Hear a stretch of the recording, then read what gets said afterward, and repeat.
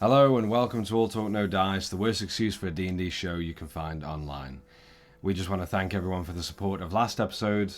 We loved how many people stopped by for the show, and we hope that you continue enjoying the many, many episodes to come.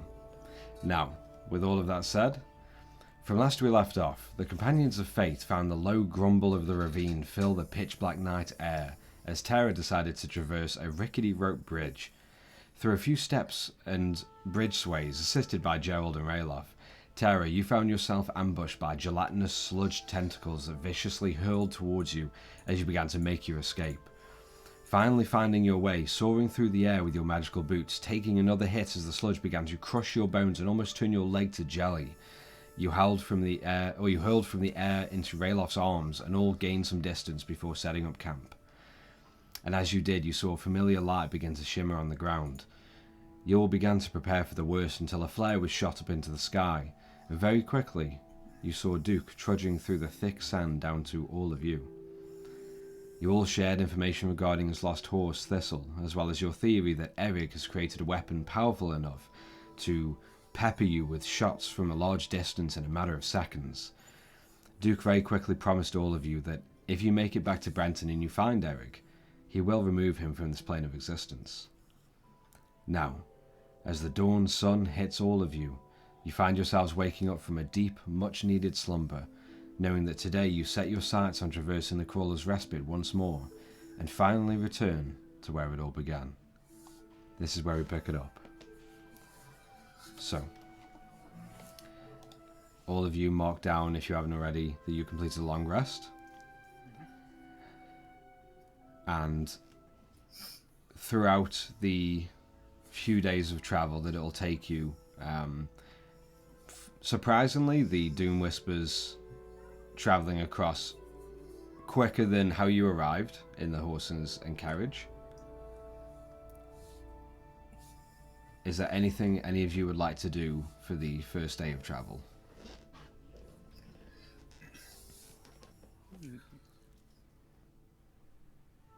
I think they'll keep fairly on track, I feel. Yeah, I think the need of wanting to get to Brenton is going to probably outcome the whatever we personally want to do, or at least I personally want to do right now. Alright.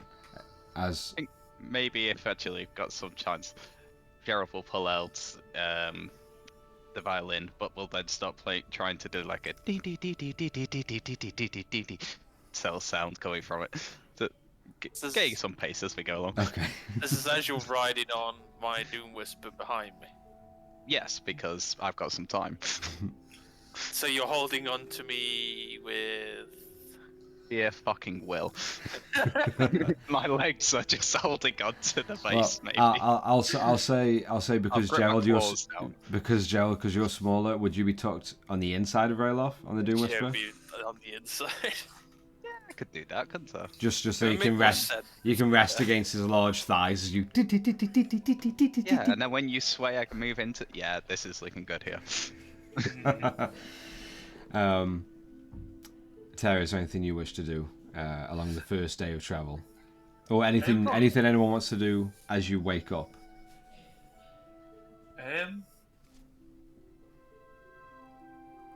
Right now, I'd probably meditate for a bit before we kind of set off. Nothing crazy. But when I'm on the move, I'm just going to listen to Gerald's amazing music that he's coming out of. All right. So, is who's leading the charge? Well, it won't be me because I'll be listening. So I'm going to say Probably, I would imagine it would probably be me and Gerald then, with the... yeah, I'll say Duke will probably follow me. Like, Okay. be behind me. All right, and Duke's on his own Doom Whisper. I believe Cool. so. You got trained to use it now, Yeah. haven't you? So Okay. I'll be close enough to Duke, so just in case anything. Yeah. A couple of times, like throughout, like the start of the journey, you do just hear him go, "Oh shit! I don't know how y'all do this." Yeah. And It's easy. and you can tell he's getting frustrated, just ramming the sail back and forth, and yeah. Then we're going stupidly fast. Dead. Fine, I got this. Don't worry about it all. This is fine.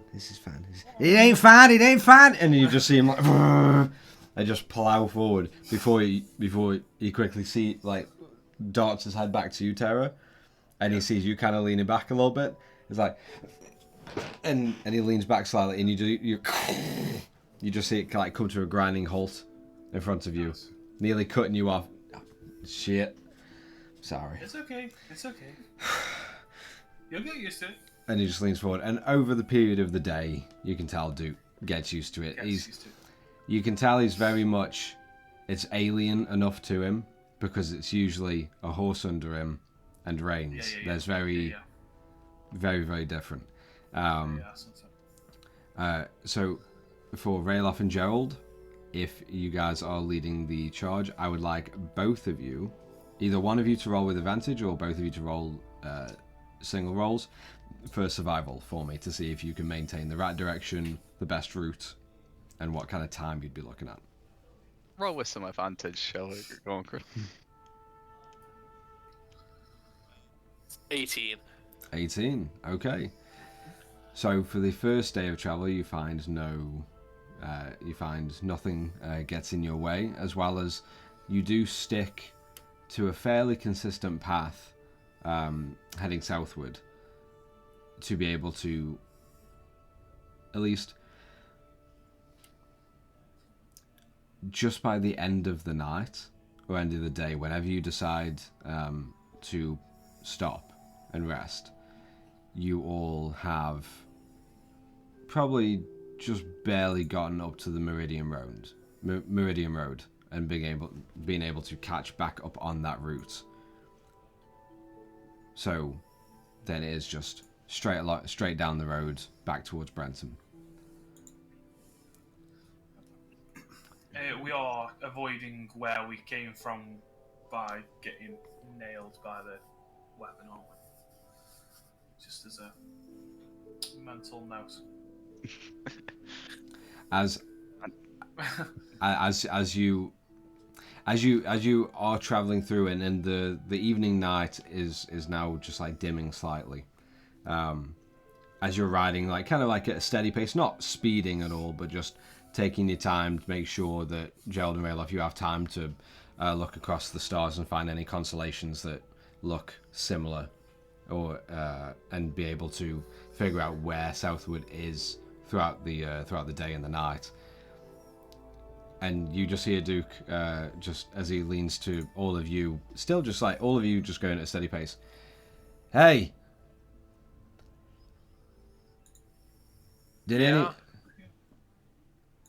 You know when you told me you got attacked by the shack, right? Yeah? Did you get what I left for you? What, you mean the body? And the note? There ain't no body, it was just a head and a note. Did you get the sword that was under the head? I didn't. What kind of sword? Everything you guys looted, and you didn't take the sword?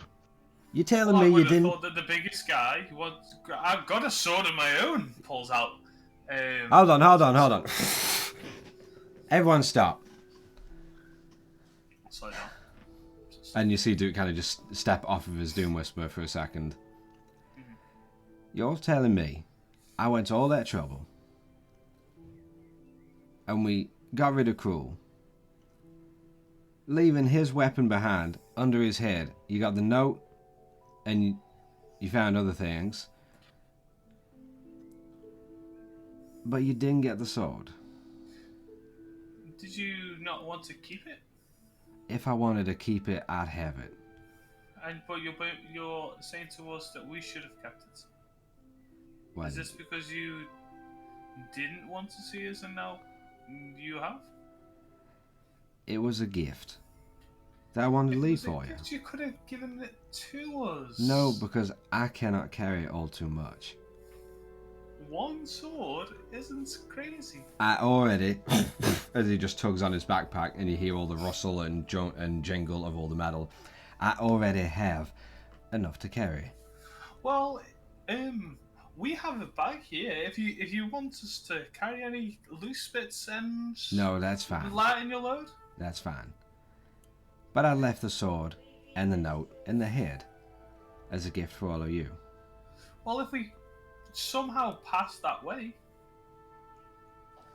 if it isn't destroyed, And you see Duke just look around.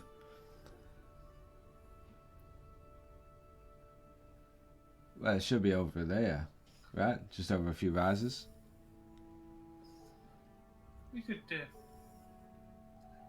maybe I we. could do with getting my hand axe back. Oh. Didn't.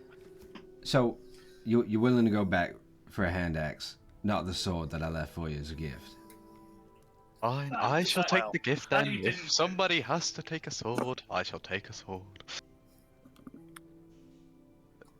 Let us depart. Come on, big guy. Yeah. Sorry. Y'all are weird. And Duke trails off with you. Go away. I'm gonna do as sharp a turn as I can, so Gerald's like, Alright. Well, Away from me! so, within a couple hours, you find your way back. Well, about an hour on the Doom Whispers, making full charge. You find your way. You find your way westward, off of your original path, and just over a couple of rises, you do begin to see the remnants of that wooden shack, still peppered with holes and partly destroyed. I'll kind of say to Duke, you see, this is the kind of shots that was given to us. Do you know anything that could have? Let's get a little bit closer. I'll have a look. And he just continues gliding forward. Yeah. I'll follow. And he pulls up to near the What the door was. the eastern side of the Yeah. of the shack. Yeah. And he just pulls up next to the door that is like peppered with holes, partly just chunks blown out, but still just barely on its hinges. You see Duke just quickly look around the front. See? That's the sword I left for you. I'm going to go up and approach the sword. And just sort of Well- knock off the head a little bit. As, there. yeah, as you just Excuse me. and the head just onto the sand. You clean off some of the guts from his neck. Oh, I'm definitely using prestidigitation. to Okay, clean it. yeah. As you, and it's pristine and shimmering in the evening light, and it's weird. It's like you pick it up. It's a little bit hefty, and Yeah. you find it's almost like a longsword, but with a curved scimitar-like blade, and on the pommel is like a vicious spike. No take backsies. It's mine. Oh wait. brained in using swords. Yes. I'm gonna roll insight on that. Okay, roll a deception or... I even actually or- tried. You can. I'd say go over maybe a 12 or something. I'll just say that you know Yeah. that I'm lying. It's Yeah, not- no natural 20. Nice, yeah. Gerald's lying through his beak. Yeah. Of course, I know exactly all about the sharp, pointy parts of the sword. You know, well, you could have fooled me. As Duke just like moses on over and is going to investigate the exterior of the shack and the interior as well. I'm gonna look for my hand axe, just where Okay, if I remember where I threw it. Roll an investigation check for me. I'm going to have a look for anything that might give any. I kind of like help Duke out. Anything that might have got thrown, like I know they threw bricks, but if they threw anything else. Okay. Do you want to roll investigation as well, or give Duke advantage? I'll give Duke advantage. Okay. To try to find anything where it could have come from, bar symbols, this and that. Alright. 17 I got, by the way. Alright. Duke got a 12 for investigation. No. So, I Rayloff, mean, you are able to find your hand axe. It's just coated in a little bit of sand, but you can still see the leather wrapped handle, very visible to you. So you grab that and put it back in its place. Tara, you and Duke, you more or less go through the exterior of the shack, and you just see him like looking at the bullet holes, and he just like runs his finger, like he presses into them. Yep. And then you see him at one point just hold on.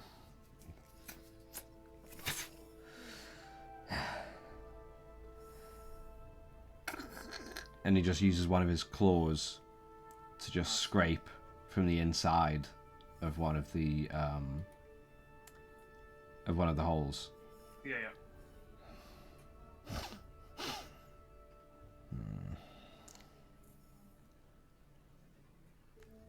What are you doing?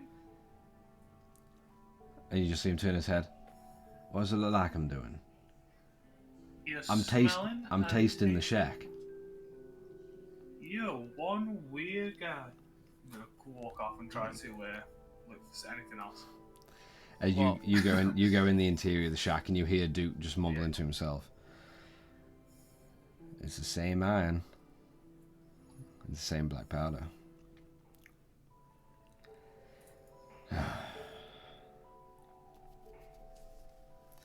And he comes into the shack to look at the just array of metal and iron pallets just laying across the floor like small ball bearings. Careful not to trip or slip on anything. And he comes in through. Eric is one. Slimy son bitch. This is definitely him. Definitely him. Definitely my stuff. Okay. Oh, and he picks up a pallet, and you see him just looking. Well, there's definitely recreations of my stuff. Little Can I bastard. see the? Oh, can I see the canisters? Like the one that was outside, or Roll a perception check for me. Throw. Hey, Damn, Tara. no natural 20. Nice. Fuck hell. You notice inside the shack, you see that large brick that was hurled through. You find none of the canisters lying around anywhere. Okay. So go back. Is there anything that we could, like a small bag or a pouch or something? I'd say out of your component pouch or one of your Just shove it in me. Have a sack. Just shove it in one of the smaller pouches. I wasn't going to ask about the brick, but that's awesome. I'll use my component pouch, and any of the pallets I'm going to kind of like, I'll tip any component stuff that I might have onto my staff to use with my Druidcraft, so I don't have to worry about the insides. And I'm going to just pick up pallets and stuff them in the component pouch. How long are you going to spend picking up these pallets?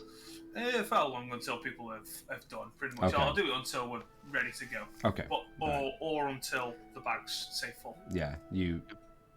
Actually, I was gonna say, Gerald. while she's picking up pallets and stuff, you'll just hear like the sword tap on the windows and hello, Tara. As you do, as the window's mostly broken, all you hear is hello, and you just see a bit more glass fall onto the ground. I will avoid that area. Are you trying to give me a heart attack? Well, I said I knew how to use the sword.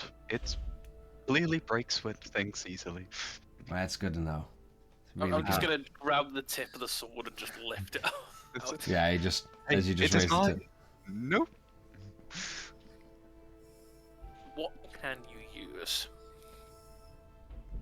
I will learn how to use this. But first, I realized What I don't can want it to be cursed.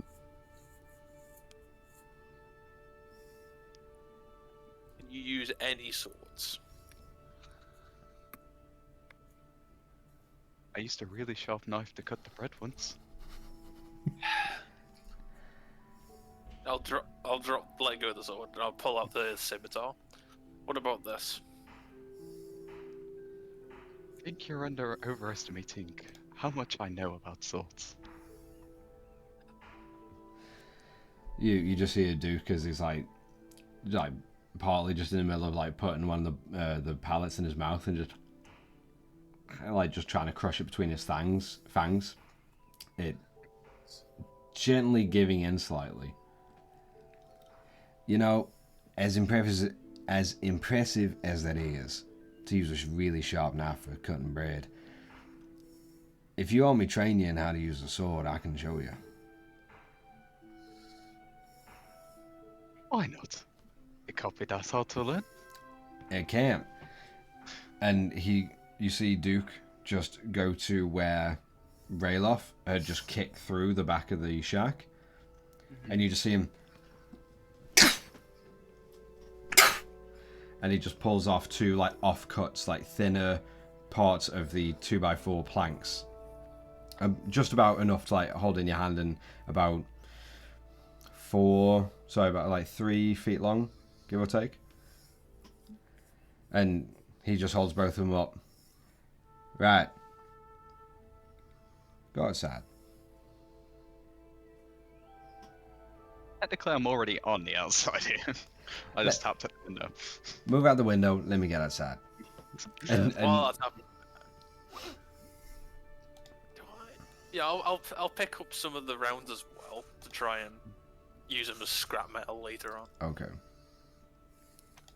Just try and fill up as much as I can of the bag.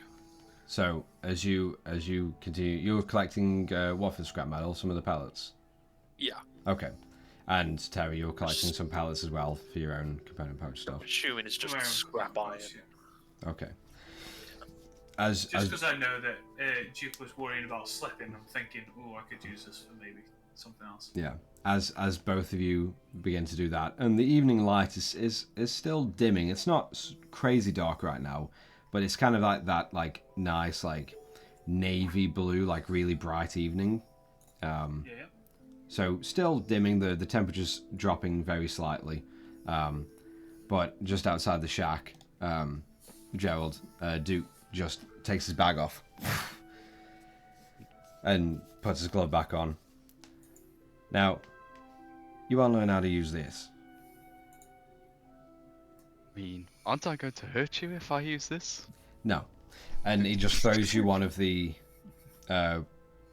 planks, or one of the offcuts of the plank, as he holds one. Oh, makes more sense to use them. Yeah, just so I don't kill you. Let's stab the sword down into the ground to pick up my wooden stick. Right, so how would you like to learn?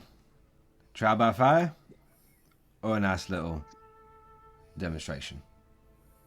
Oh, trial by fire can't hurt that much.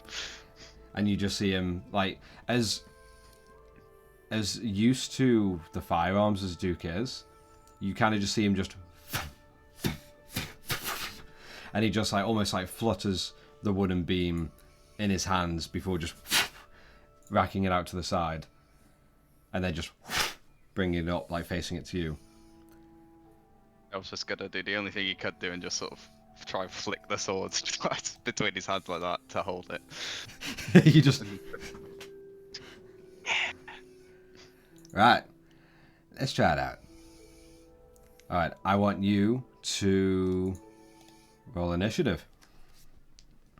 Here we go. 14. Alright. Alright, Duke is on... that's a 12. So, you are going first. So, Gerald, you see Duke just squaring slightly with you and keeping his feet locked. And he just holds his wooden sword towards you. You're up first. What would you like to do?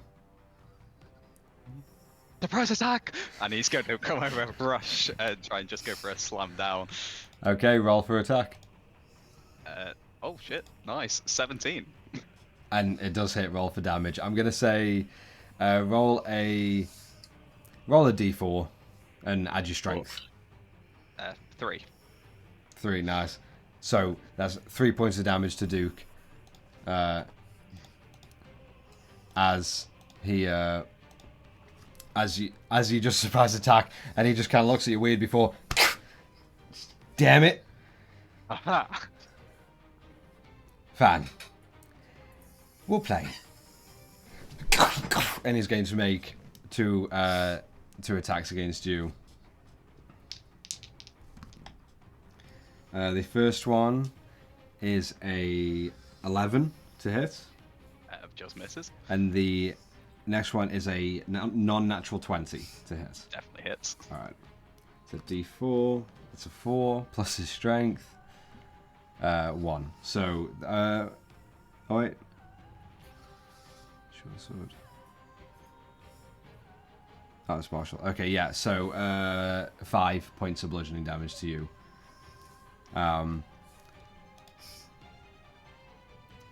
Let's have a look real quick.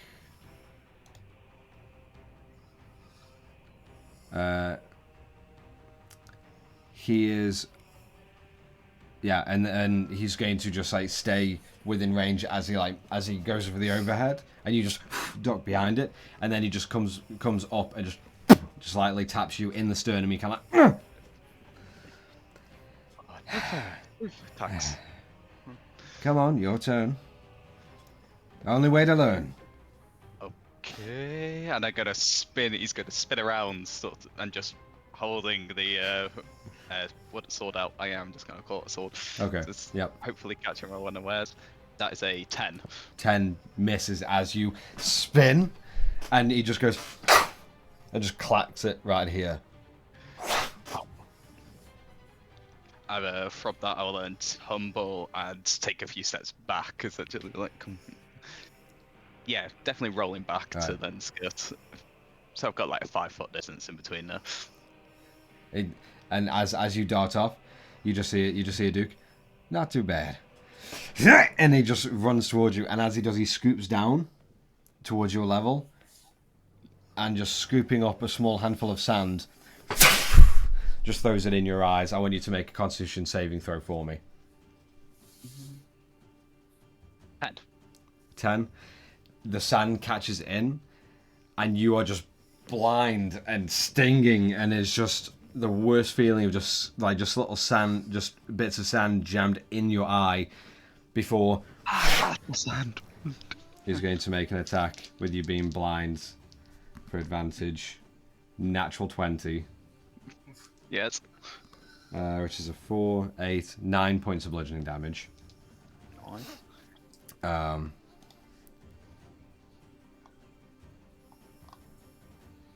Yeah, and that's his turn. You are currently blinded for the next 2 rounds.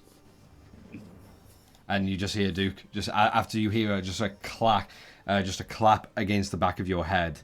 And you feel your ear ringing for a second, and as the ringing dissipates, you then hear Duke. See? Ain't too hard. Right then. So, how long have you been training with the swords? Few years. And I've attacked there to try and use this voice. Right, roll an attack with, I'd say because you're catching him off guard with that little like split decision knock, but you are blinded. I'll say just flat roll. Okay. That is a 17 again. 17 does hit. Roll for damage. I'm rolling 17 or 10s. This is great.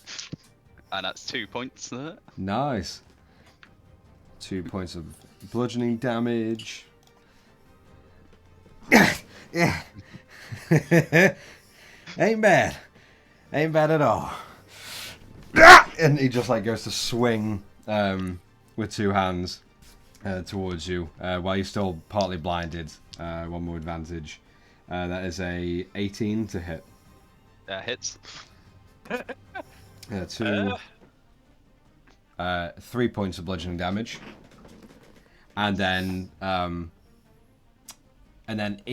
almost instantly, Gerald, after the the taps and the cracks of wood on you. You get used to it, but you straight away feel like a hand coming towards you, but not with the weapon.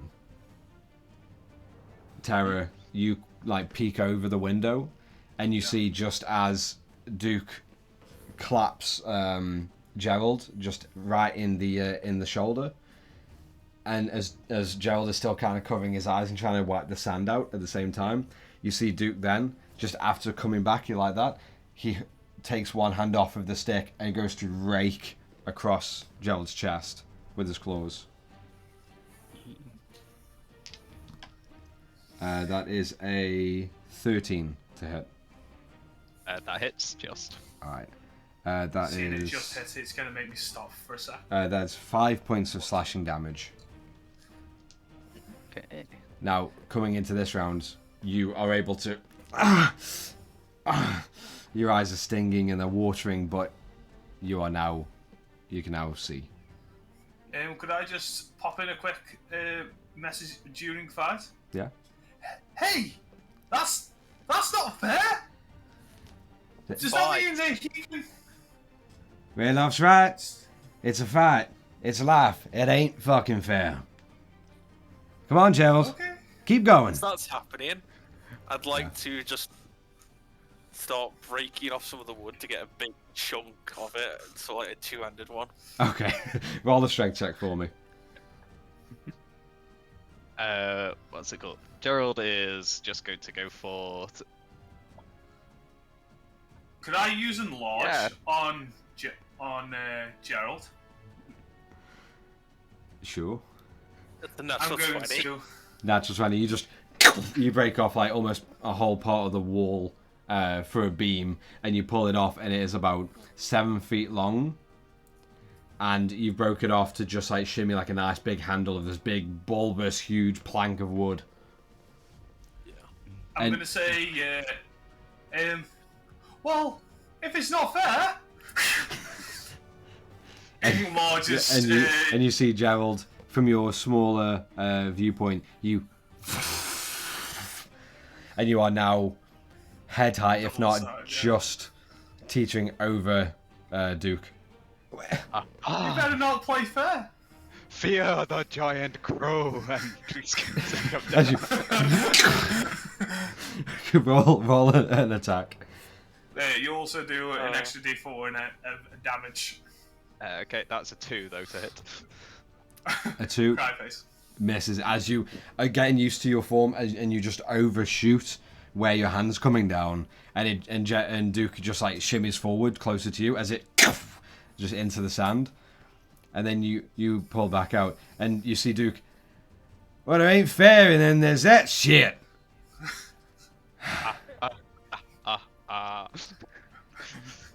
Fine. Also, I'd like to join in next combat, just to say. Okay, no problem. So next round. Well, because I'll say after what Okay. Duke does actually.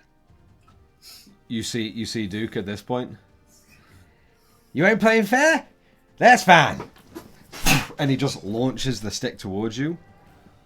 Oh no. That is a I'll say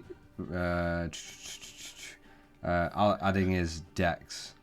That's 17 to hit. That is 3 points of bludgeoning damage. And just as you kind of like catch yourself off guard as he just hurls the stick towards you, and it just bonks you in the face. Ah, fuck! And as you look back, as you're covering your hands or covering your face, all you hear is a "We ain't fair!" And he just at least for all of you, a new kind of tone and sound of a black powder blast is heard as a cluster of pellets just fly out of this like short, compact, almost sawed-off blunderbuss of a shotgun that he was keeping behind his coat, that's just on a small strap that you see latching into his waistcoat.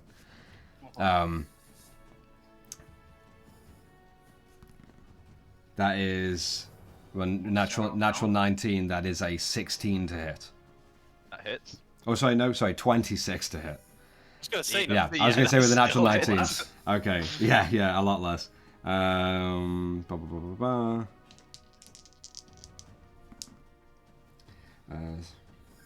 15.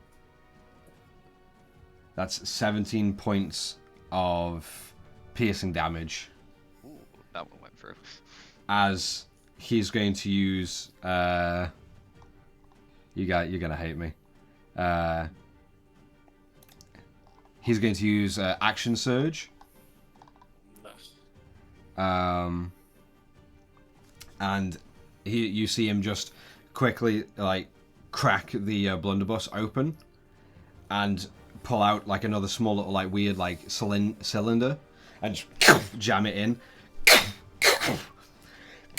And he's going to take one more shot towards you, and he's going to make this a violent shot.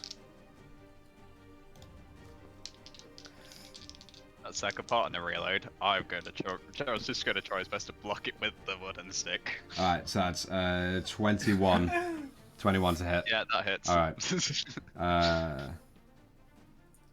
Even with that amount of cover? Yeah.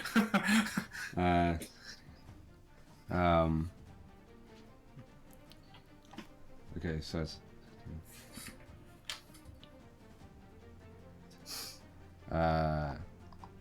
That's 19 points of piercing damage as the second load of pallets just like blow into your gut, and you feel the flesh and terror. As you've enlarged him, you see the guts larger as you just see a chunk of flesh blow away from Gerald. Yum. I'm sorry. We ain't playing fair. And he just pulls out his pistol, getting ready. It is now your turn. It was now as you rail off. Roll initiative. See when you're coming in. So, I was 14 you rolled a 14. Duke rolled a 12. 7. Okay. Just in case I want to do anything to help out, Yeah. could I just roll just to? Sure. If I don't want to do anything, I'll just kind of skip to. Okay. Yeah. Yeah, I'll probably be fucking last. I Anyway. imagine I'd still be in the hut. Then 6. 6. Okay. Yeah. So. I'll do stuff from the window. Okay, right. So yeah, Rayloff, you're still in the hut, right in the shack right now, but you are like making your way out. Gerald, it's your turn. You've just took 2 large shots of like just almost like a handful of pallets that have just been forced into your body and blown off with a chunk of your stomach. I thought we were training for sword fighting. And I'm going to take the dodge action to sort of just get ready to essentially drop the stick and try and dodge out of any of extra attacks coming now. Alright. Duke, at that point, we were training until it didn't get fair. And you just see him point his pistol to his side, facing towards the shack. And he's just going to make 2 shots towards you, Rayloff. I'll say you have half cover within the shack through the window, so I'll say that's a +5 to your AC. The first shot is a 19 to hit. Yeah. And What's your normal AC? 16. So you got And- +5. Misses. Yeah. So you got a miss. It's 21. Yeah, so half cover you got +5 AC. Oh, sorry. Yeah, that misses then. Yeah. Sorry. Okay. So the first one just like just shoots past you and into the back wall. The second one with a natural 16 plus 7, Probably hits then. 23. 23. Yeah. Yeah. Five, I have to use half cover more often. Find it. It's quite juicy. that. that is 9 points of piercing damage as you just feel one pallet into your shoulder as you're walking through. Are we still playing? We ain't playing fair? Are we calling this training done? It's done for today. Tara, as much as it was fun, I could be small again. I'll drop concentration. And Terry, you see through the window as Rayloff is like stomping behind you out the shack. You do see Gerald kind of just like by the side of himself, just trailing across the wall of the shack, just waiting for Rayloff to come out the door. Okay. But Rayloff, it is now your turn. What would you like to do?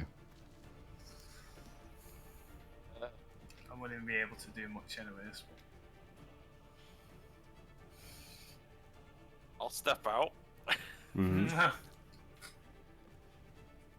and just go.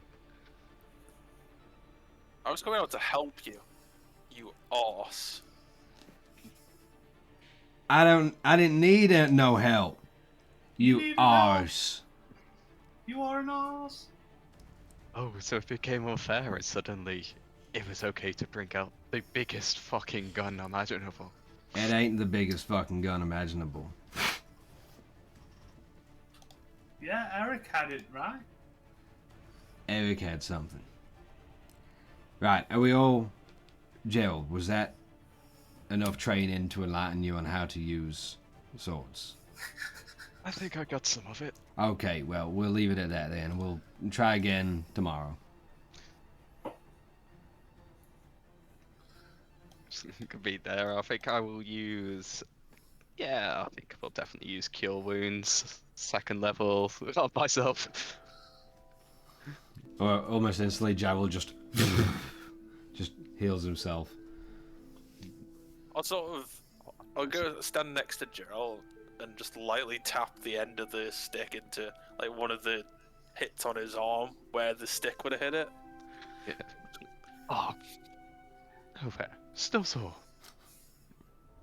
So, you want to learn how to use a sword, Can't hurt. or would it not be better to use the crossbow that you got? But it's not Surely as you fun. I have so All much that stuff we can use magic-wise to hit people from afar. You- A sword is just a bit more personal. You just want to get up close and see the terror in their eyes. Exactly. You're one creepy crow. Hey, it's better than using that cursed sword. Well, all that aside, are we all good to get back to the road, set camp, continue in the morning? Yeah. Just as a recommendation, Gerald, Go ahead. sword weapons might do you better. I could elongate the claws. You can also get something to go over them. Get some gauntlets. You can always get some pre-built. There's a point. And Although it'll don't give you a always little bit of underestimate protection. how sharp my claws can be. I would still maybe, if you are looking at something very close, maybe get something to protect yourself with as well. He does the sword that we just got. I meant Oh, more it's- armor, but Is my cloak not fabulous enough? it won't do much to go. I'll use my druidcraft to blow a harmless Gust of wind. gust of wind, yeah, to kind of like make it. Yeah, you just see behind Gerald as he's looking up to you, Rayloff. You just see the cape behind him. I'll wait for it to go back down. I'm just gonna bonk the back of it, like right in the back of the knee. Oh, yeah. You just feel like, you hit it through the cloak. you feel a sharp sting in the back of your knees. Oh. Right. looks- Oh, okay. Enough kissing each other and making out. We gotta get moving. Before we do. Gerald, do you want to just get a little closer for a sec? You're not gonna hit me as well, are you? No. I can hit you Just double. before we leave. I'm gonna approach, but cautiously. I'm gonna tap Mogwai. Mogwai? Do you want to go help them out again? And I'll let Mogwai get closer so that it's the actual real Mogwai. But then the spirit's going to appear above him, and it's going to go boom, boom, boom, with the healing spirit. Yeah, you see the real Mogwai looking up and just watching the spirit go. Just dart around and.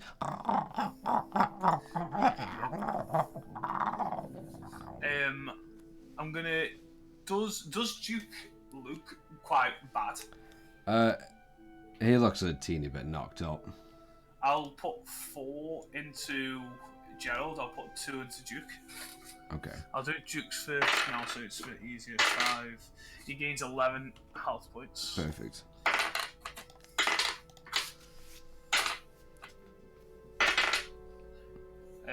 And that is 12 health points for you, Gerald. Thank you. Okay, now we can go. Alright, I'll so feel like I will say as well, Rayloff, for scrap metal for the pallets, you scavenged about 40 of the iron pallets. Okay. And Terra, taking more time into it, you have amassed about 140. 140. And you noticed, even as you're leaving, there is still so many pallets littering the floor of the shack still, as well as the sand around it.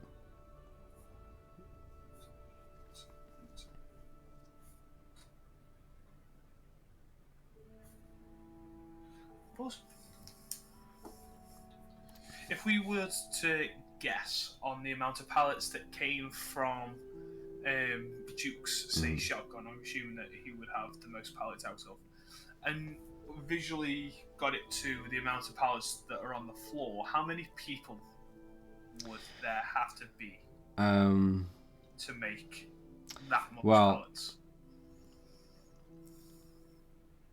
To give you an idea, Duke's shotgun shot 12 pallets out of the chamber. Okay. 2 pallets, Gerald. Yeah. A rough estimate of how many pallets are still scattering the sand and in the shack. 600 would have plus. Had to be like 50, 60 people's worth. With shotguns, or with the Yeah. blunderbuss, the sawed-off blunderbuss that Duke has. Yeah. There would easily have to be. Hold on, quick math. Just out of the blue question, it's nothing crazy. I'd say about 80 people Okay. at bare minimum. Gun equals 80 plus. Right, so we're going to get going.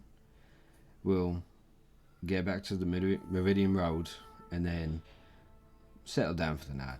Get some rest before we keep going in the morning. Maybe not go exactly on the road, so we're just a little lost, so we can. Right, that's okay Yes, with me. these But things I'm don't do so happy. well on solid ground.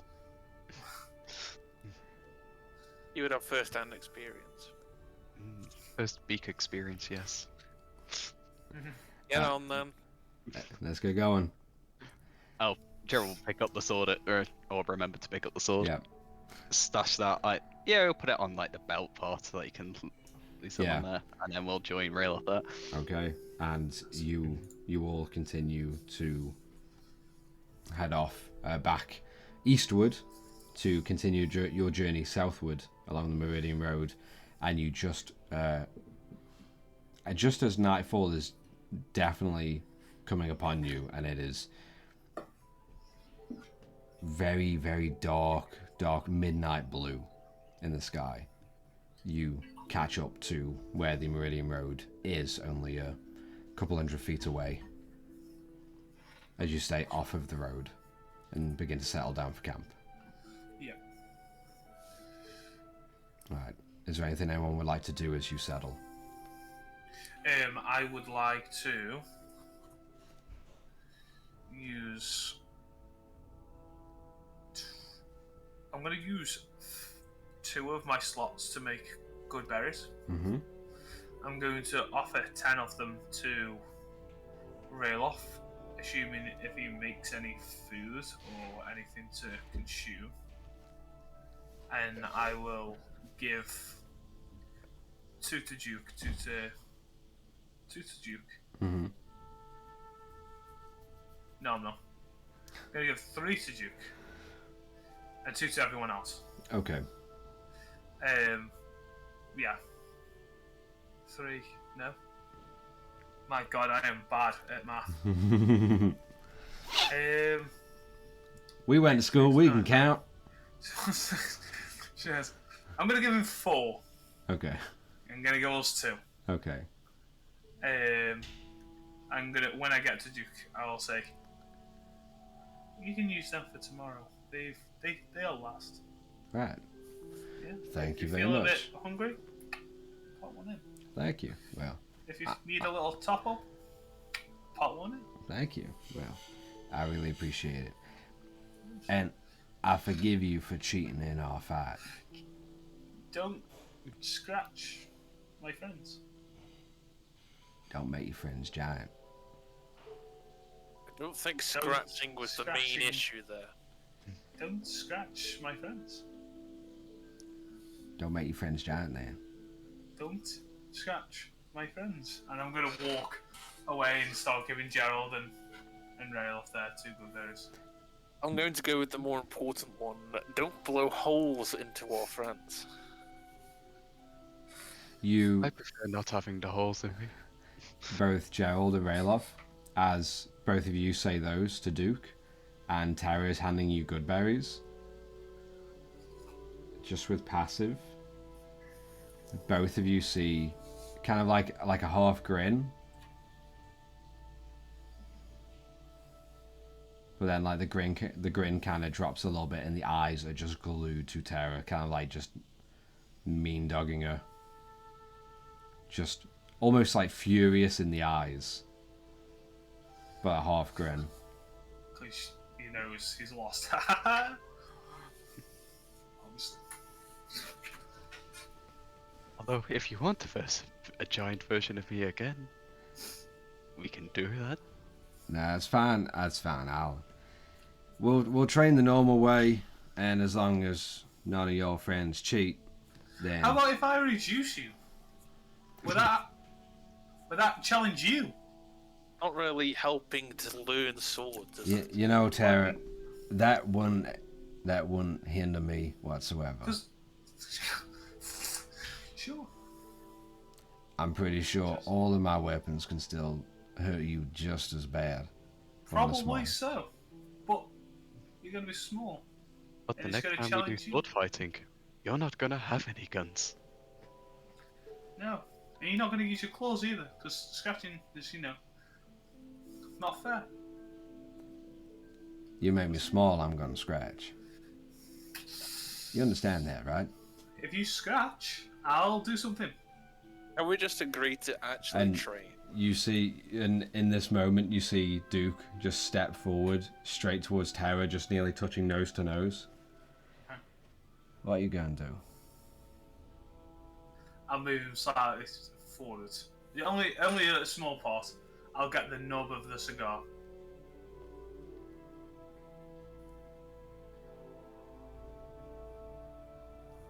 Get it.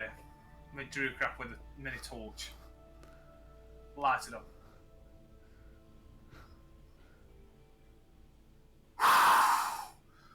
It's time to blow whatever I just small inhaled into Yeah, his face. you puff, and the first initial puff, you just see like very small wisp of smoke just. Yeah. It's an attempt. Yeah. First attempt of getting it. Yeah. Possibly right. Before you do like. And you begin to puff a little bit, and you do get it fairly well lit. In a couple seconds before you. Back towards Duke.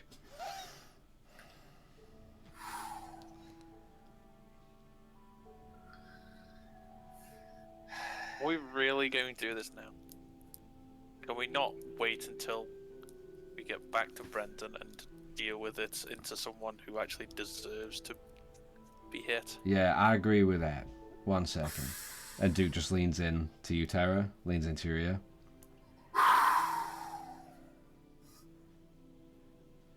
better be careful when you're acting tough in front of me. I don't care. You'll care when I put you down. Sorry, associate. Right, it's time to get some rest. Let me just And make sure- Duke just straight away just turns, taking his bag off and hurling it to the ground before he gets his bedroll out and just lays it out. And just lies straight on his sides, turning his back to all of you. Wow, I don't know what was colder, that or the chilling air. But I'm also going to use Gift of Gab. So after I speak those words, 2 gold is going to disappear from being flicked in my fingers quickly, and instead of hearing that, Duke's going to just hear, "Yes, we should get some rest. Good night." And that is it for that. You Say you gave me 10. I Good gave you memories. 10 for us to consume for food, and then 2 Okay. is out of the thing, so you can. So what Sure. I would have done then, I would have taken half of that and crushed it down into sort of juices. The other half I would have done another salad with. So as people are sort of going to lay down, well, first I'll put 2 glasses in front of Geralt and Tara. As I go to Tara, I'll just put it down and go, maybe don't start fights while we're possibly being attacked. What are you on about? There's no fight. I'm just gonna, as I say that, I'm gonna stop, Fleck loop the ash back. off the end. just dead stare Okay. for a few seconds, and then I'm gonna head towards Duke. Gonna keep flicking the ash off to stop the light. You see Duke with his back to you, and you kind of see his arm like moving like back and forth slightly to his face, and you do see wisps of smoke as you see him puffing on a small cigar. I'll sort of not reach over, but put a bit further in front, just the drink. I don't want it. Take it back.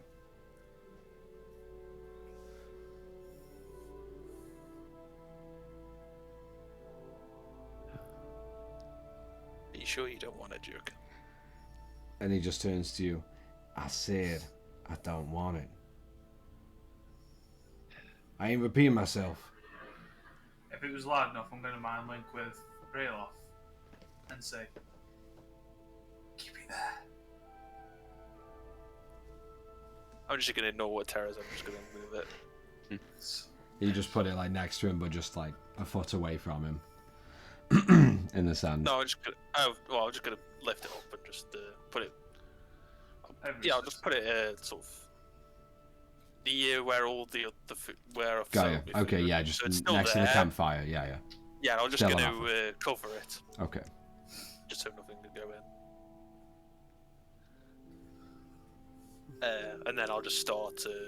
Actually, I probably would have already done the blessing, so that's fine. I'll just go back to bed then.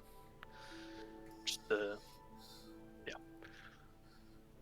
I would like to spend some time figuring out on the small amounts that I have left of the cigar of what possibly could have been used to make said cigar. Okay. Roll a nature check for me. Yep. Or intelligence, your choice. It will probably be nature. It will be nature. At 19. 19. You have never really seen these kind of leaves before. And they're like tarnished and brown, but at least to make the exterior, you imagine it's half of like a larger leaf, folded and just wrapped around the contents. And the contents is pretty much the exact same as the exterior leaf, but just almost like heated up and burned before being shredded into small, thin little ribbons before packed inside and rolled. Okay. And it's weird, but it's interesting. I mean, you've seen people in your life before use like very ornate like homemade pipes and stuff to enjoy some of the pondweed on occasion or on celebration, but you've never really seen this form of like. I mean, you've seen tobacco leaves before and people smoking or using tobacco, but never in this weird form of wrapping the tobacco with tobacco. It's interesting. Yeah. Gonna keep it in my head.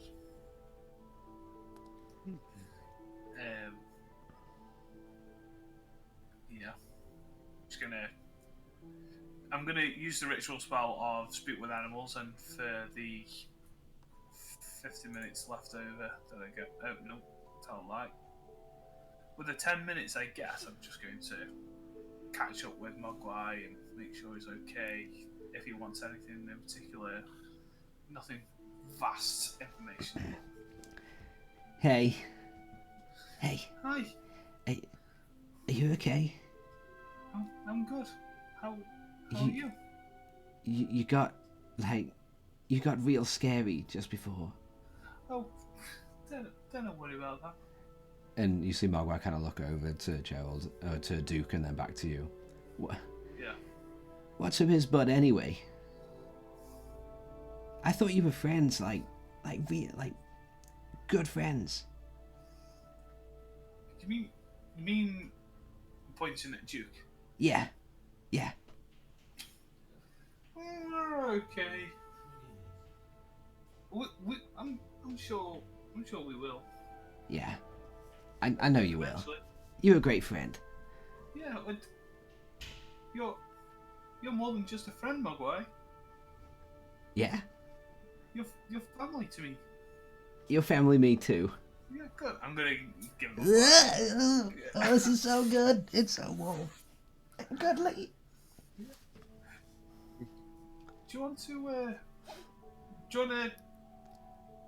try anything new, or is there anything that you want to try? Yeah. Go? I'm really hot all the time at night, and I love cuddling with you. But even when it's really cold at night, I'm still warm. Could I sleep on top of you? Just like you go under the super cool blankie, Okay. and I go on top, and I cuddle into you anyway. I'm okay with that. Yeah. Great. I'm so excited. Do you think you need a bit of a trim at all? Or do you like your fluffiness? I like the fluffiness. Then we will try that tonight. Okay. Thank you. Okay. Fantastic. You know what? I think I have some meat. Do you want me to Meat? ask her for a look and cook it? You got Yeah, meat? I do. I love Awesome. meat. Yeah. Yeah? Please. I'll give you some Please. Do you want to cook it or do you want it raw? Anything's fine. Okay. I just want to see the meat. You've got the meat? Go on, show me the meat. I'll Get the meat. Please. unwrap it. Please.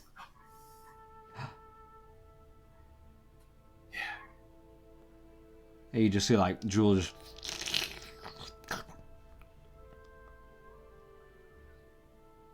Throw it up. Yeah. and you see Mogwai just leap up and then just like kind of plummet, boop, but then just begin to tear into it. Nice. I'll just while you're eating that, I'll give you another one.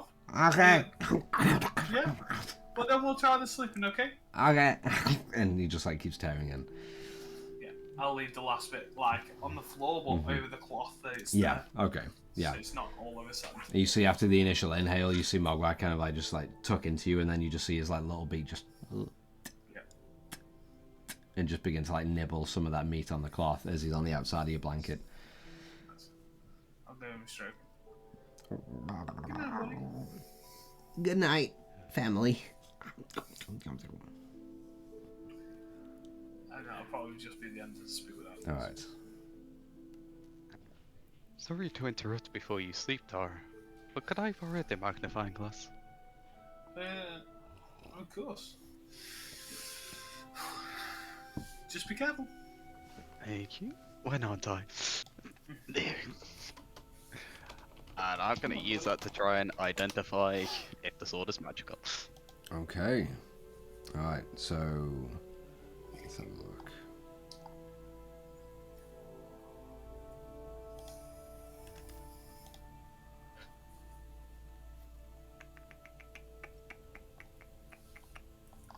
So let me just get it up here. Just before I fully go to sleep, though, I will start the half of Moonlight and Shadow. Okay. So that gives everyone a +5 to stealth. To perception and stealth, yeah. Okay, alright. And they can't see a natural flame from the outside. Yeah. Okay. Who's going to take the first watch? It's going to be Gerald, because he's the only one awake. I'm already asleep. Well, I just said I was going to go in bed. You can Alright. stay with me a bit if you want, Relov, or I'll stay awake. Mogwai being on top of me, he's very comfortable. You get some rest first. Well, you take first watch, and I'll watch for the rest of the night after I've had some sleep. Sounds good. Alright, so who's taking first watch? I will take first watch on there. Okay. So, Gerald, as you ignite, as you rub the powder around the magnifying glass and hold it up against the sword, and you begin just scanning over it as you just get the little tinderbox and ignite the powder, and it just... and the glass begins to glow that gentle purple, that iridescent purple. As you look, and all this information just shoots into your head. And you do find it is magical. And it isn't on D&D Beyond, but I'll add it at the break. But you find this sword, like, just a name shoots out to you, and all you hear in your head is just Alastor. And all the information about this sword just jolts into your head as if, yeah, no, I already knew this. Why am I looking at it? You find that this longsword is imbued with the power of electricity. You gain a +1 bonus to attack and damage rolls made with this weapon. On a hit, the target takes 2d6 additional lightning damage as the sword shocks them. The sword holds up to 3 charges. As an action, you can expend 1 or more charges to cast a lightning bolt spell with a DC of 17. For each additional charge, increase the spell level by 1. And the sword regains up to 1d4 minus 1 charges at dawn. Nice. Alustar the Electric Rapier. That's longsword. Sharp thing. Lightning longsword. He knows what swords are. Alright. Is there anything you want to do before you all head to sleep and Gerald takes watch? Gerald's gonna practice with the sword. Okay. Just like swinging it around. Possibly. Do we have anything? Yeah, if that, he'll use Major Image to give himself a sort of training dummy almost. Yeah, as you finish the casting, you just see like a couple of little strings of hay just on the ground before, and you just see like a straw training dummy wrapped in linen and cloth, or wrapped in linen to make the small little like body of the straw all together, and 2 arms out and a little head just looking at you, T-posing. Yeah. And with that, we're going to just start practicing with the. Yeah, just sort of swinging around, chopping at it, and of course, but the major image itself will act like it's been destroyed, but then I'm just going to like click my fingers at the end once I've destroyed it enough to then reset it to then start Yeah. swinging at it again. Yeah. So as it like, there's a few cuts, just there's a few cuts, and straw begins to clatter across the ground and just make this small mound of hay underneath it. You click your fingers, and it will just it just mends itself instantaneously for another go and another round. While you're doing that, you do notice, at least for the sword, you feel that there's like a small, like, weird surge of energy in the handle. Yet, you know you can't access it right now, and you feel like you need to take some time with it to properly access that, all of the energy or the power that it may have inside it.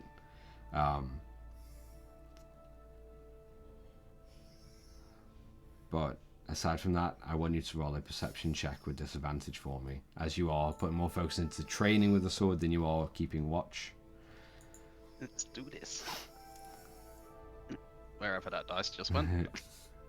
Let's do this. Levi! That's a 13 in total. What was that, sorry? 13 in total. 13.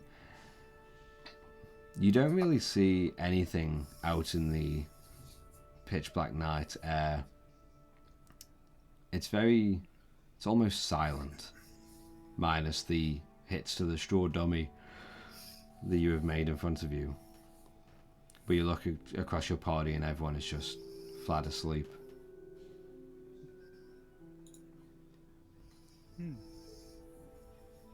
As it should be. And I'm just going to focus back onto the dummy then again. Yeah.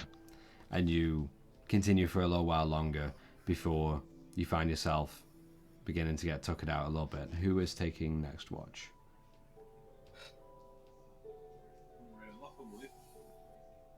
Yeah? Okay. Yeah. Alright, so Rayloff, as you tag in for the night shift, you see Gerald just kind of and dissipate a small little like training dummy that he'd set up before he himself goes to sleep. Is there anything you'd like to do, Rayloff, during the night of your watch?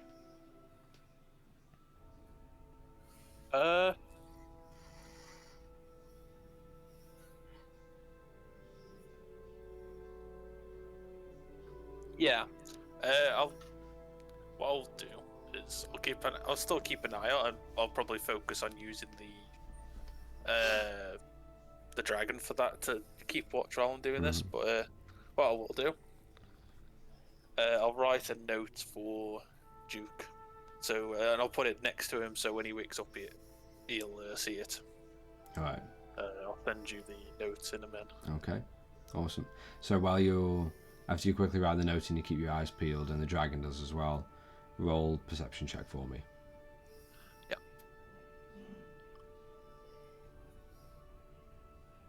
Not gone well. I get a +5, don't I? It's 9. 9? Okay, that's all right. The night is a lot more dull than you're used to. You're used to seeing campfires and celebrations or battle. Nothing. Yeah. Just dead silence and dull, dark sand around you. But you don't catch anything, or you don't see anything that catches your eye. And you finish the note and leave it next to Duke, as he's still sleeping away.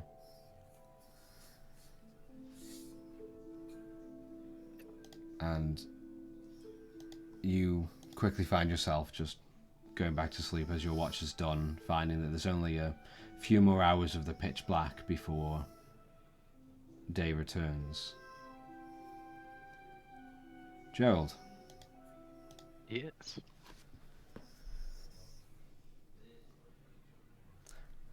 Sometime after you fall to sleep, you wake up just agitated and hungry, and you wake up. You feel yourself slightly weak and tired. A gentle smell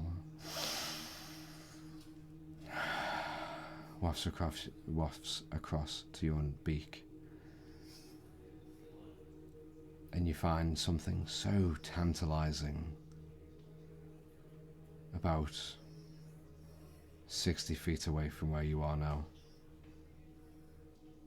It just smells alluring, inescapable. Staying on all fours, I'm going to crawl towards that actual scent. You crawl and you crawl, and through the sand you just...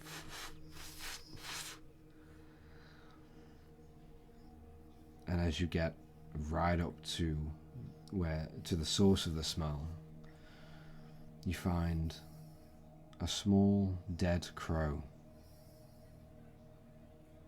just staring at you on the ground, lifeless.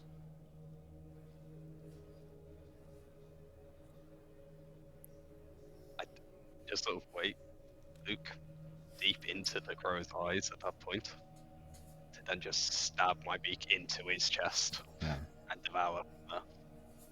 Yeah, just as the smell gets overpowering, and you just look almost in a trance of love and interest and desire before, and you begin to just tear open the ribcage slightly and just tear the guts out, and the magic in your ears of the breaking of the ribs, of the stretching of the ligaments. And after a few moments,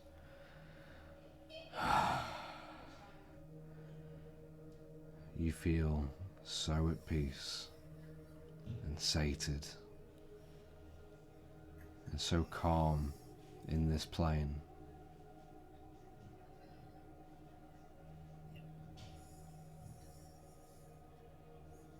As I recover that little bit of the calmness, there will be that lure. There's this can also just then be the slight panic of, oh god, it's been too long. I'm not keeping track of days.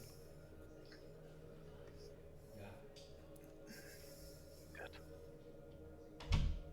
And as you look back to your party, you look and you look to Tara and Rayloff and Duke. How tasty they might be. How much they could fill your belly.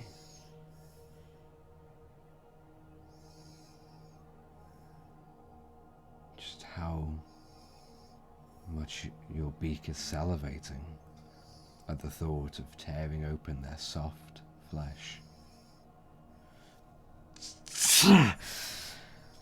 You are fine. For now. Definitely going to panic, rush back to the bag. I'm going to take another vial from the set that's left, leaving 2 left now. Yep. And then quickly down that. Yeah, you've... On top of it. Oh. And you just have that long exhale of pleasure and satisfaction.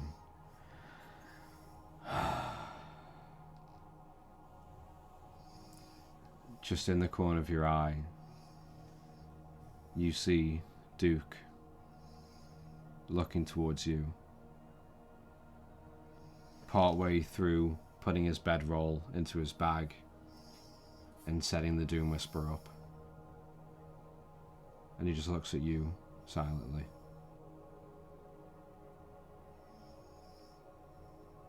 Best I take my medication now, before anything else.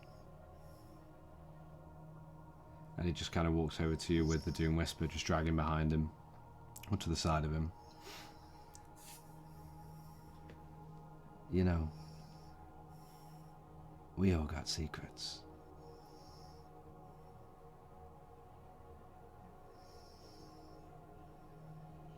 Don't show them to the world just yet.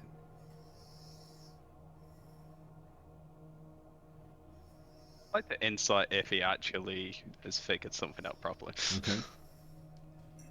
Like, is he actually alluding to knowing that? That's a 20, non-natural 20. Nice. You gauge from how stern and how stern his tone is, and how direct his eyes are towards you. You find not only a weird sense of like mini panic from you of maybe being caught, but an even more unnerving sense that he has secrets of his own, but just from that inside check, the sense is just so unnerving because you can almost feel how heinous, terrible, disgusting those secrets could or could not be. And you almost feel like you're, in that moment, you're getting caught. And what you have going on, based on Duke's voice and his dedication to the words he brought out, what you have going on is nothing compared to what he might be hiding. And that's the unnerving, almost scary part that makes you just slightly fear him a little. Well, at least the secrets aren't coming out to hurt us. Alright? Not just yet. I'll be seeing you soon. Get some rest.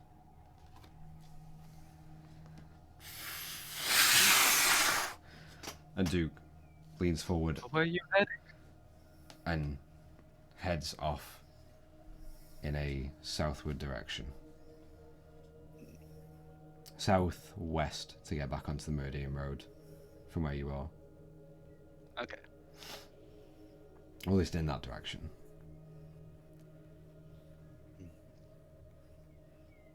Would everyone have had a long rest by this point?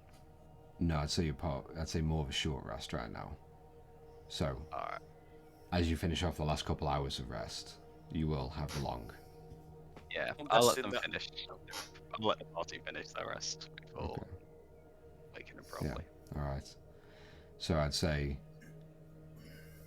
Gerald, as your stomach goes quiet and your mind, the urge, the goggles, the screams and the questions and the begging subsides for a slight moment.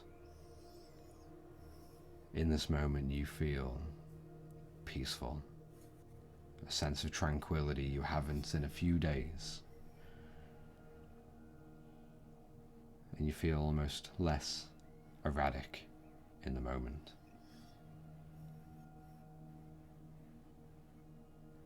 With a little bit more time, I'll focus where the sword is kept on the sort of hilt there. Just focus rubbing essentially that pointy spike at the end and just trying to sort of imagine electricity crackling out from it. There's a rub on there to see if I can feel, see if I can almost cast a lightning bolt from there. Alright, you, over the next hour or so, you just rub the small pointed tip for a little while and really just focus on the sword. And as you're just barely shutting your eyes to catch those last 2 hours, just as you cast to sleep, you see a slight under your hand before you fall back to sleep for the next couple of hours before dawn rises. And that is where we're going to take a quick break and come back in just a short little while to pick it up from there. So again, everyone, thank you for watching. Go get a snack, go to the bathroom, do whatever you need to do. We'll be back in just a short while to pick it up right from there for a new day of travel back to Brenton.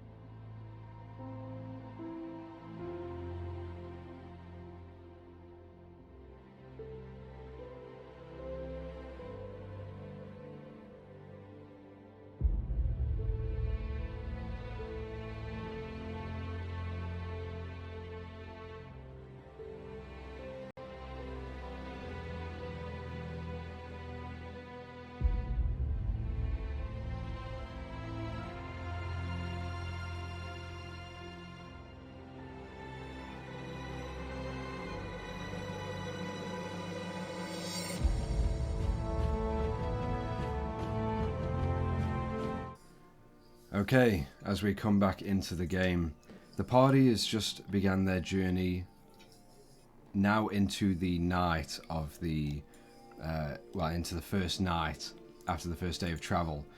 And the first day was successful, finding Duke and Gerald play fighting, turning into a little bit more serious as other party members joined in and other tricks were used, until you found your way close enough to the Meridian Road to settle down for camp. And just throughout the night, just before you all settled down, weird slight tensions rose between Duke and Terra, as both of them had a very stubborn, standoffish outlook on what was to happen and what was to not happen. But regardless, you all went to sleep, finding yourselves, Gerald and Rayloff, taking watch on separate times. Gerald finding more comfort through this night, and witnessing Duke leave on his Doom Whisper. And just as all of you are greeted by the warm dawn sun as it rises, completing a long rest, Rayloff. Yep. You find a small scroll of paper resting on your chest. Okay. Also, just take it just after a second of just getting up just to give it a read. You look at it, and it's your note that you left. And then you just look around it, and you look at the back, and scribbled into the paper with Duke's handwriting, it just says, "I'll keep that in mind. D."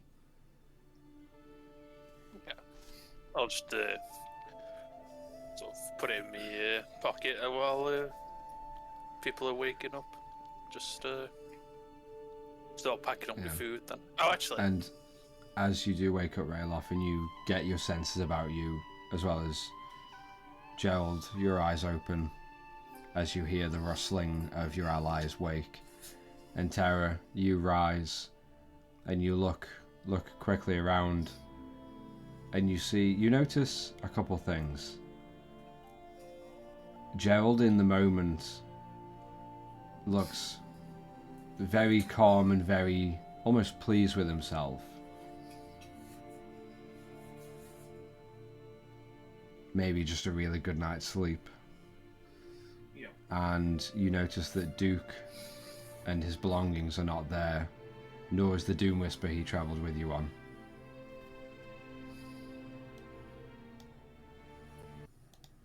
Do I notice the drink is still full? The cup is empty. Okay. I'm gonna go to Gerald. You look like you had a really good sleep. Was it comfy over there? Ah, you could say the sand is a little more pleasing in a few spots than others. Fantastic. Fantastic. It was very nice with me and my wife. Where's Duke gone? Ah, yes, he disturbed me before he left, and he went off towards Rhodium Road. Where we're going to today? Yes. Did he? Unless I missed it. He didn't say anything about leaving in the night, did he? He didn't even tell me where he was going.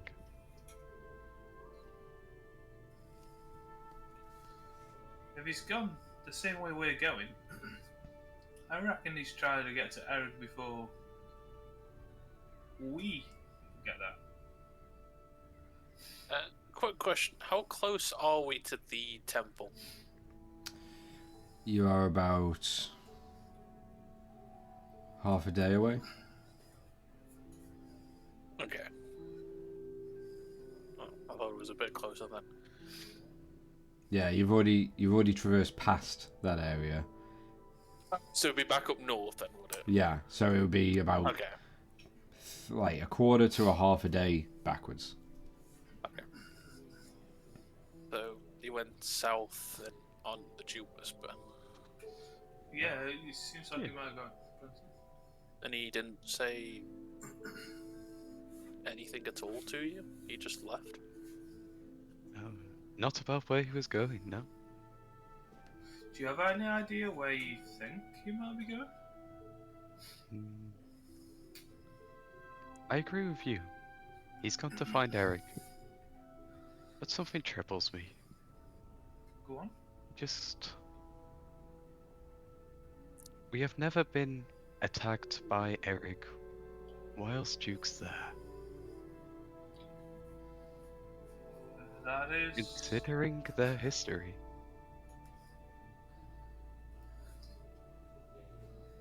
Now he's helped us, yes? And I struggle to see if he wanted to kill us, he could have. But also, he's hiding something. Jukas. Definitely. I think we saw it when we got to Bar. When we saw Bar, it was a bit weird that one time. Do you think it might be something related towards that? Or do you think it's something entirely different? Who knows?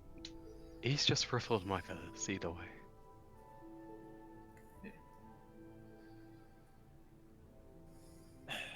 Did he go in on your watch? No. No. Early morning. What were you doing so early? I just couldn't sleep properly. But I thought the sun was good. And some You can spots. sleep well. Have you ever had just those naps? You just sort of wake up and feel refreshed even though you've barely done any resting? Sometimes. Kinda like that. Yeah. Okay. Awesome. So I'm gonna chill down for a little before we leave. Is that okay? I need to pack my stuff anyway. Yeah. Are we still planning on going to Brenton? We need to Yes. find out what's going on there, and we need to let the Lawmaster know what's happened. Assuming he hasn't been told much. Yes, think- let's clear our names and become free people before we start wandering around. I think that's a good idea. I think it's best to leave judgment on Duke until we really know more about Eric and the town. Well, considering he's not here as well, after you finish packing, show me a few pointers with the sword. Sure. And preferably with swords this time. There we go. Well, I don't see many claws on you. I should be fine. I'll sort of do a sarcastic grin and just sort of pull out out of the sheath the scimitar. Not fully out, but as in like to say, well, Yeah. I have some.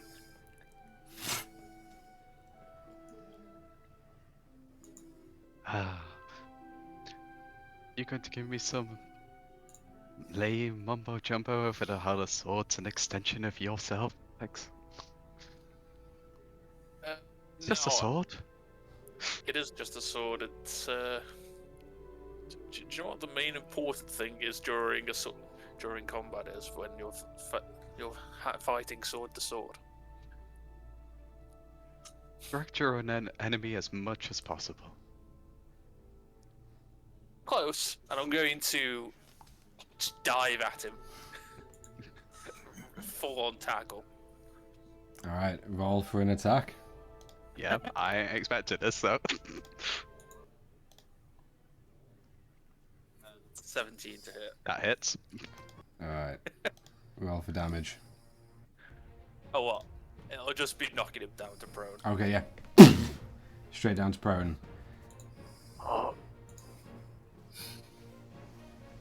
About making sure the other enemy can't hit you back. I'm just going to start. I'm just going to hit him once Yeah. What with your in the fist? shoulder. Yeah. And you. So just a light thump. Yeah. So it doesn't. It stings, but it doesn't actually do any harm. Okay. So I want, depending on what Gerald you're doing after, I want both of you to roll initiative. Yeah, but I will get up off of him Yeah. before that starts. Okay. Just to let him. So he'll still let him be on the ground, but Yeah, I suppose that happens. Oh, okay. Good note. Good note. Well, what do I do when they do this? And I'm just gonna sand up at your eyes there. Okay. I rolled a non-natural 20. Nice for for the I rolled initiative. 5. Okay. Roll a Constitution saving throw for me. As Gerald just like whips his feathered hand up and just a spray of sand heads towards your What's face. going on today? Non-natural 20. Fucking hell. You close your eyes and just blow it away. And you just look down at Gerald as you're getting off of him. As the sand is dripping through your beard to the ground. Oh, it looks like he learns fast. Oh dear. So at that point then, I'm going to draw both scimitars, Okay. and I'll slash with both. Okay, roll 2 attacks. Finesse. You can still use strength on. Yeah, I think, Finesse yeah, one. finesse is dex or strength, whichever you prefer. That's a more like it. First one was a 7. Wait, sorry. 10, not 7. That still misses. Yeah. The next one is 25. 15. That hits. Yeah, so the first one, and Gerald, you kind of like kind of duck, but you hear the ting of the sword hitting your sword, and you're like, before, as the other one does strike true. Yeah. Yeah. So that'll be. Well, I need to go into actions. 9 slashing damage. Alright, 9 points slashing. Not Alright. bad. Gerald, it's your turn. What would you like to do? From that, so just be like, oh. Okay. Before we get too far through this, when do we call this quits?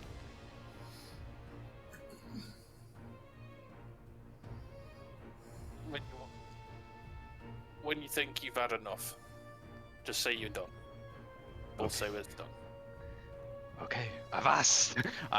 He's going to pull out the longsword and is going to attack with that. Okay. We'll just go with last. Also, That is- Gerald, don't forget, I don't know what it is for bards, but make sure when you look at your actions, see how many attacks per attack action you have. Yeah, that is 1. Probably Okay, just be yeah, the one. okay, no problem. So, yeah, That is a 19 to hit. Oh, yeah, sorry, that hits, yeah. Am I technically attuned to this? You or are. Not. I am attuned to this. Okay. since the other night, as the electricity just built up underneath your hand, you felt the energy pulse. That is 10 points of damage total, 8 of which is lightning. Sorry, it was 10 damage, did you say? Yeah, 10. 8 lightning, 2 slashing. As you get hit rail off, you're ready for a normal sword strike, and you do tens for it, and the slashing doesn't feel much of anything. But as the blade trickles away from your body, you feel a slight and just electrical discharge from the sword, from the tip, into that wound, just to electrify and almost fry it from the inside. Okay. Shocking, All isn't right. it? You saw this. Boom. my turn, and I'm going to rage.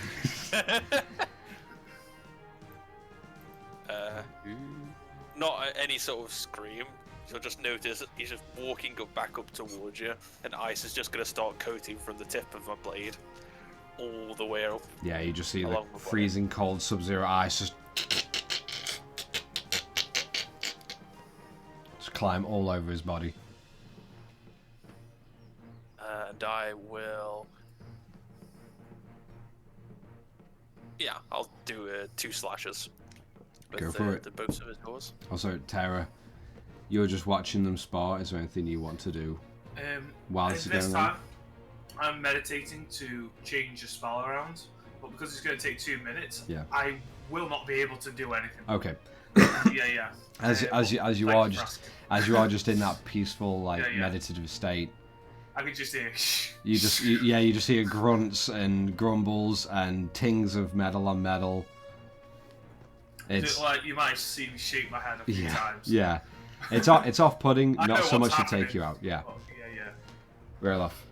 That's 24 to hit for the first one, and 17 for the second. And hits again. Okay. So 9 slashing for the first one, and 5. Oh wait, sorry, no, You're that's using 11 dancing. slashing because You're I get using the plus 2. dancing scimitar Yeah, in that magic weapon. yeah. It still just has the base stat of a Yeah, scimitar. you can use it as a normal scimitar Well, without giving it the command. Yeah. Awesome. It's also plus. I forgot plus 2 rage, so it's 11 slashing for the first one and 7 slashing for the second. Yes, come on. Let's be sure. What's it called? Try and hit me. I don't know, just go. Wait, no, try again. This time I'm going to take the dodge action, but try and basically deflect Rayloff's strikes as he keeps coming at me now. All right. So you see at this point Gerald almost like kind of getting used to the heft of the weapon, just kind of curls it across his body and just waits for you. Mind doing this. Okay. Alright.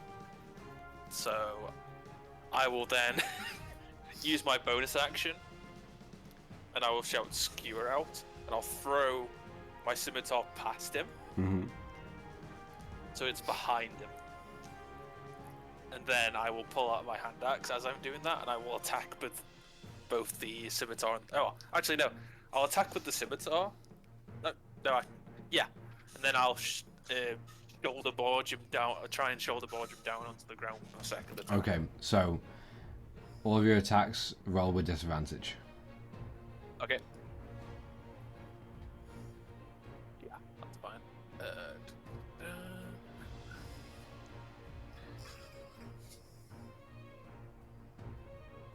17 on the first one. Hit that. Oh. Well, I can guarantee that's not going to hit, but never mind. Yeah. 7 on the shove. So the slash hits then.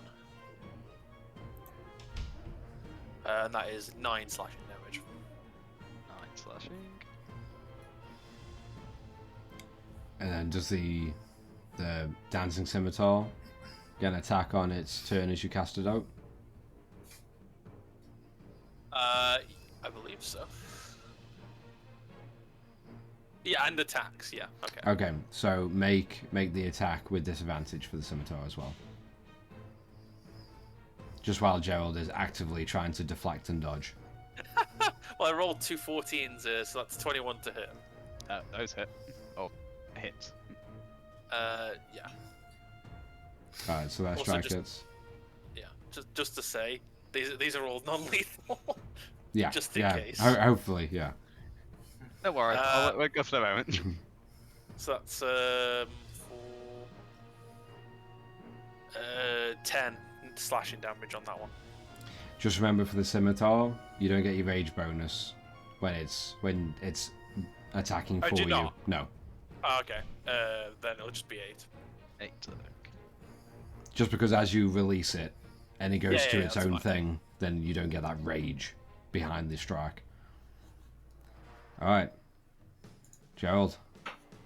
After the onslaught of attacks, the one hitting you, you're deflecting the other, and then from your back, from the magic scimitar.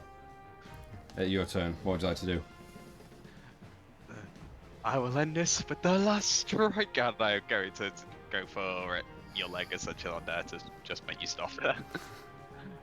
Right. And that is a 7 to hit. No. It taps his leg, but just as you're like trying to like get used to swinging it, you just hit him with the broadside of the blades. It's just off. And yes, I think I'm done here. You've helped me a lot, Real. That was nice. I'm still no match for you, though. You're trying to overcomplicate it. You don't need these big, massive swings. But I can just go for more. Just sort of like go for thrusty types of stabby stuff. You still swing, but you don't go. I'm just going to over-exaggerate. Just go. And like so, it looks like it's an attack, but it deliberately goes like quite wide. So you're saying up to telegraphed? Yes. No, Just a simple slash would work. I should keep Nothing that in fancy. mind. And with that, I shall put away the longsword. As I'll you just pull back the scimitar back and into my hand.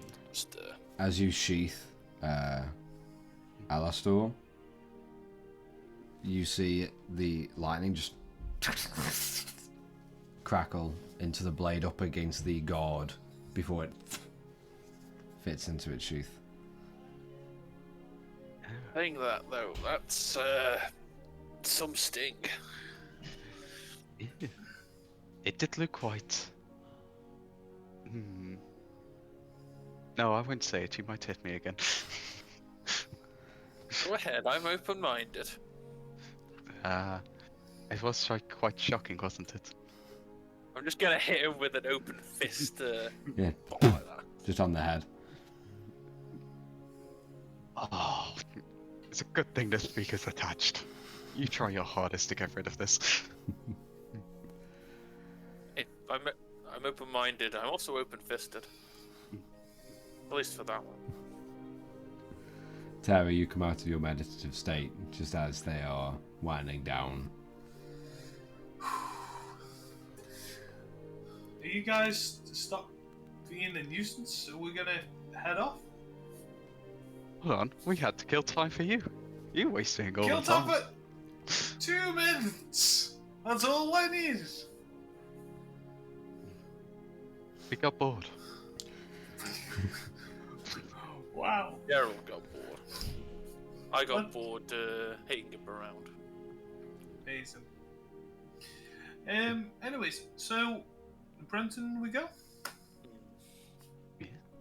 Let us go clear our names, get revenge, and become saviors of the city. Fantastic. We will And also Well, hopefully find out more about what's going on. listen. Yes, I suppose that too. I'll take points. Okay, alright, so Tara, roll a survival check for me, as all of you gear up again on your Doom Whispers, respectively. Oh, I'm gonna have to go with rail off. Duke's got mine. Yeah, that's okay. Looks like I stole a real lost dice because I got a natural 20. Natural 20. Natural 20. Nice. A total of 27. Fuck yes, okay. It's juicy. With that, with the remaining, what would be 3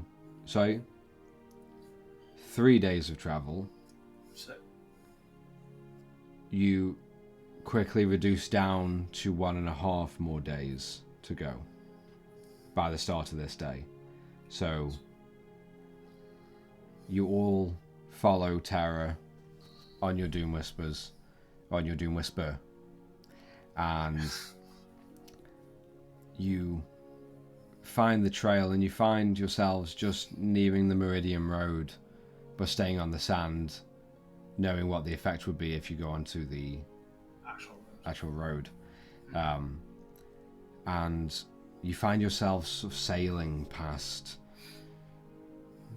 the one large divot in the sand, like ravine almost, on either side of the road, and remembering the rest there, you sail past the deconstructed wooden warning that was once there. Only one large beam to be found resting in the open sand. No bodies, no blood. You continue down. You find the small hills scattered with leftover, uneaten goblin bodies and an orcish frame laying dead in the sand. Memories flood back from the very first of many ambushes that you dealt with within the respite. And just as the evening begins to flutter in and another day of travel goes unimpeded, you all find in the night sky gentle fire and candlelight framing the small town of Brenton, just barely on the edge of the horizon, knowing you are half a day's travel at most after one more rest. Is there anything you'd like to do as you set down? Definitely going to bring out the Tome of Resilience. Okay. Is it? The day before we reach Brenton. What have you got for me, book? You open it and you see the words begin to write, but then they flutter off as they go into your head. And all you hear is, "You can barely touch it. You're so close. Remember, word to the wise.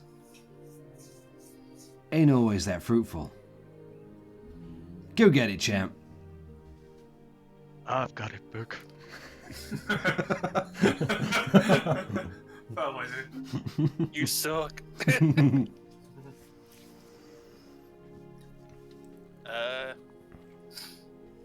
Probably.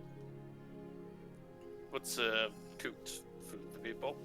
Just a light meal again, another salad. Probably spend just an hour just going over some of the notes I made during my travels about you know what. Yeah.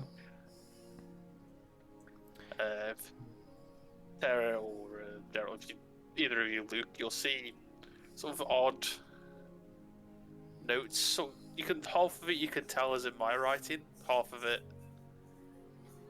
doesn't look like mine. It looks very strange. Strange as in a different language, strange, or? Yeah, it's. If any of you know it, it's in it's Draconic language. Just sort of odd scribblings. No problem. Almost sort of what you would expect, sort of like rambling notes of someone, as if they were trying to find something, or like just different maps, sort of with notes, very sporadically all over. Okay. Yeah, Gerald will come up behind you, sort of looking over. You know, Rayloff, people talk to themselves instead of just writing notes to themselves in different languages. They just look a bit crazier, but at least they accept themselves. It would be even better. Oh. You didn't sneak up behind me. Now, is that you or the other you saying this? Oh no, wait. Write it down for me. Then I'll know. Gonna. Gerald. Gerald. Hello. Shut up. Go to bed. Oh, fine. Before you do, I'm gonna make 10 more good berries and give them to Giles. Thank you. Yeah, gonna I take- didn't use my other two, so. Ah. Well, big day tomorrow, so 1, 2, 3, and just pop. Yeah. Go. Done. Yeah. I'll use Goodberry again and give 10 to Rayloff. I'll use Goodberry again and give myself 10 Goodberries. Okay. I'll keep them in my pockets. Just in case we want to use them. Possibly tomorrow. Or if you feel nice and you want to help someone else, they can have a berry. Saying that we're going to be so close. I Kara, suppose we should. Oh, go on, Rayloff. can you take the worst watch this time? I can, yeah. Me and Mogwai can. Yeah. If you can get the one after that, Gerald, I'll take the last one.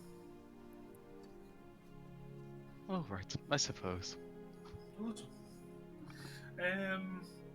Awesome. I will let you sleep, and roughly between where we all are, I will do the hearth, moonlight and shadow. Okay. Set it up before I sell the watch. Okay. But before we do all drift off, well, apart from the possibility of all going in all guns blazing, sorry, Duke's not here, but it's the metaphor we've got. Like, are we scouting the town? Are we just walking in and hoping we found stuff? Are you wanting to be more like stealthy wise? Or are you wanting to just be careful? More preserve?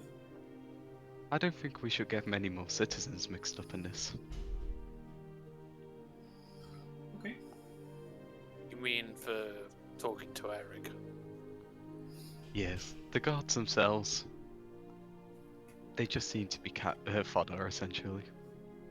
Well, how about if we tell the lawkeeper first what we're going to do? Will that help? Or at least to tell his guards to maybe back away a bit? And maybe tell him what he's done? Might not help, but more understand us a little easier. There's certainly a lot we need to talk about to the Lawmaster. Well, you can lead us. I just want to know a bit more about what you expect us to do. First things first, we need to get some supplies. We could do with getting some information about, well, if Eric is still in the town, if he's left at all, and, well, what exactly the Lawmaster's plans are, if any, with what he knows about Eric now. So we head for the Lawmaster, and if the attack's already begun, we fight our way to the Lawmaster. I am happy with that. But what happens if it's Duke that is part of the fighting. Do we fight Duke? Surely not. As much as I hate the bastard, he's alright. Sometimes. Quite sometimes. It helps when you don't start a fight. It helps when you help a team friend and you decide to do something. Right. But then you didn't need to do anything else after that. After you Which stopped fighting. I didn't. I sat back down and poofed his cigar. He knows smoke comes out. Sarah. He's the one that gave him. I'm only learning. It took me a few poofs. But I'll get the hang of it. One And day. I thought I didn't rub off on people.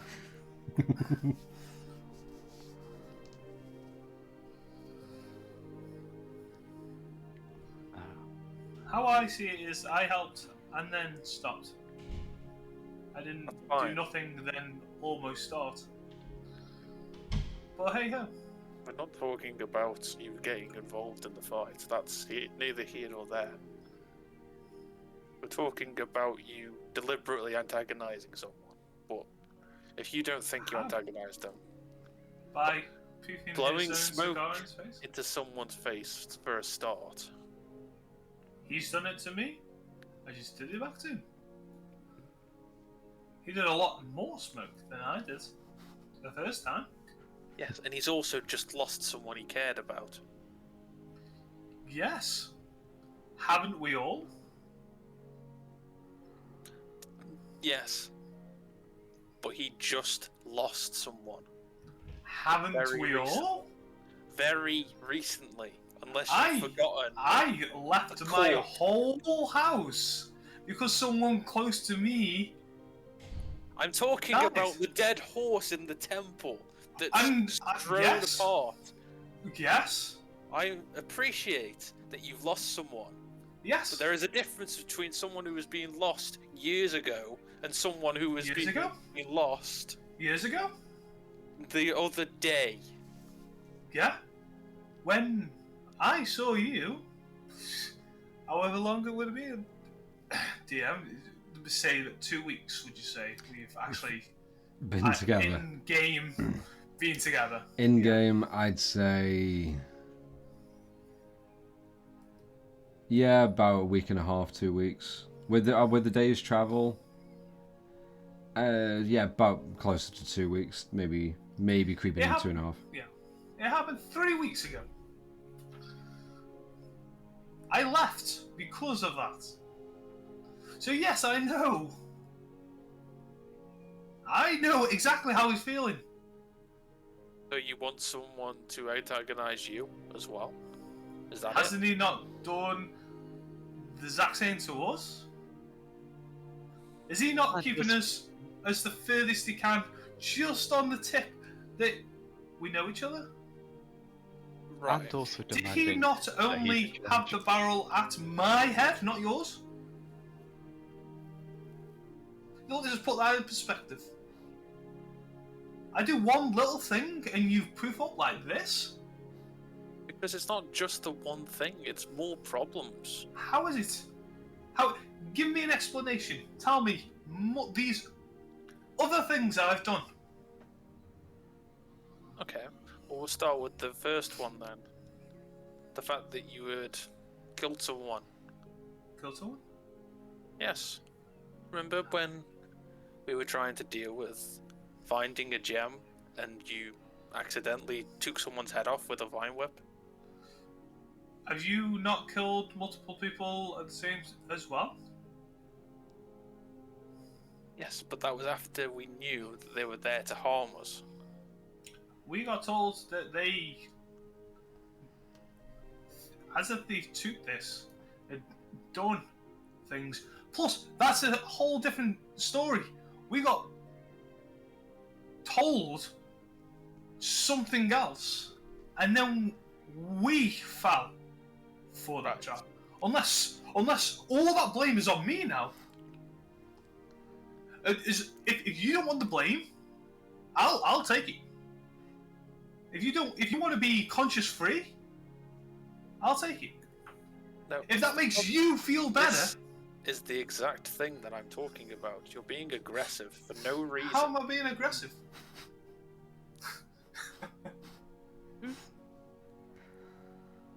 Not gonna lie, the tone's a bit frosty.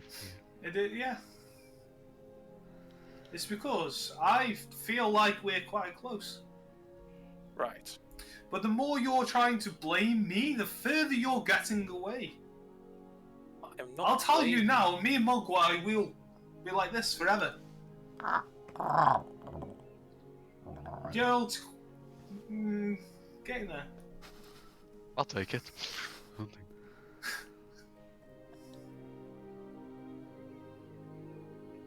You know what? We are a team. Right. Team mates have their ups and downs. This might be just one of my downs. I don't know. You don't know what me and Duke have spoke about. You don't know what we've done. Maybe I was comically poofing it into his face because he did it to me last time. Do you know this? Could it have happened? Yes. Did it happen? Maybe.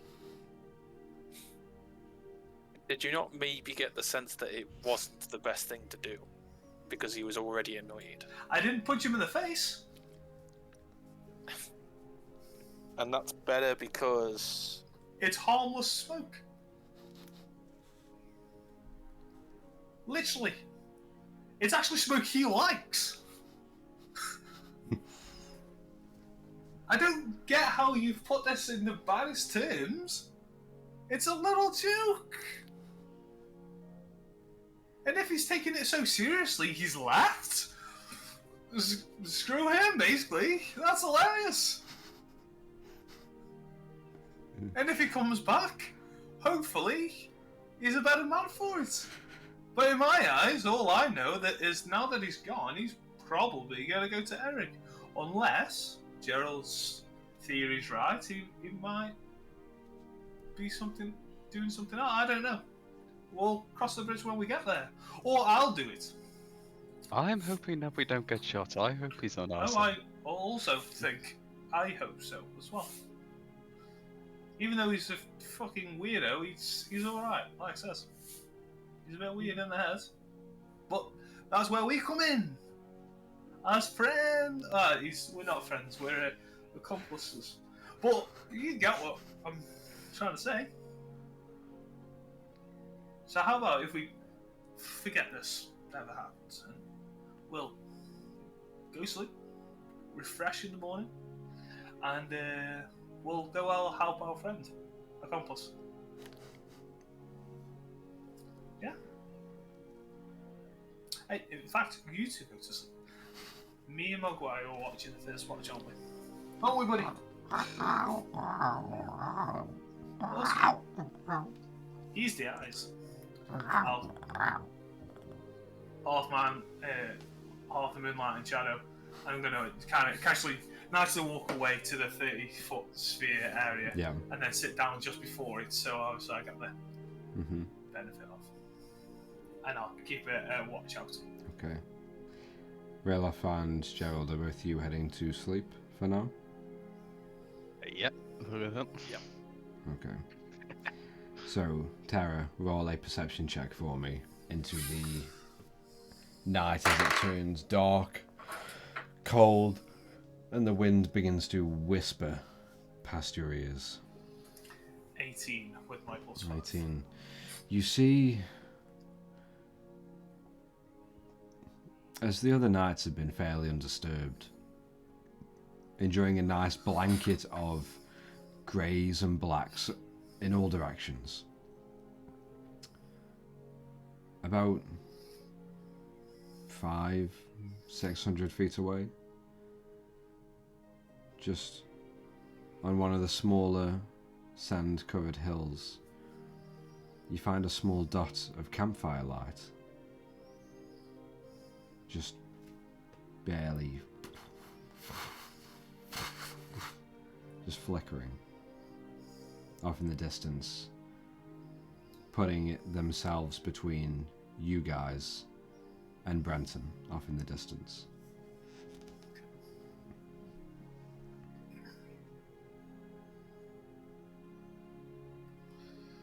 How long has it been since we started the watch, or is this literally as I've sat down? After you've all set up, I'd say it's probably a solid about 40 minutes into your own watch when you see the campfire kind of light up a little bit, or at least be stoked to a further flame. Okay, no worries. And you do see a silhouette of arms reaching out and hands just resting a few inches away from the fire.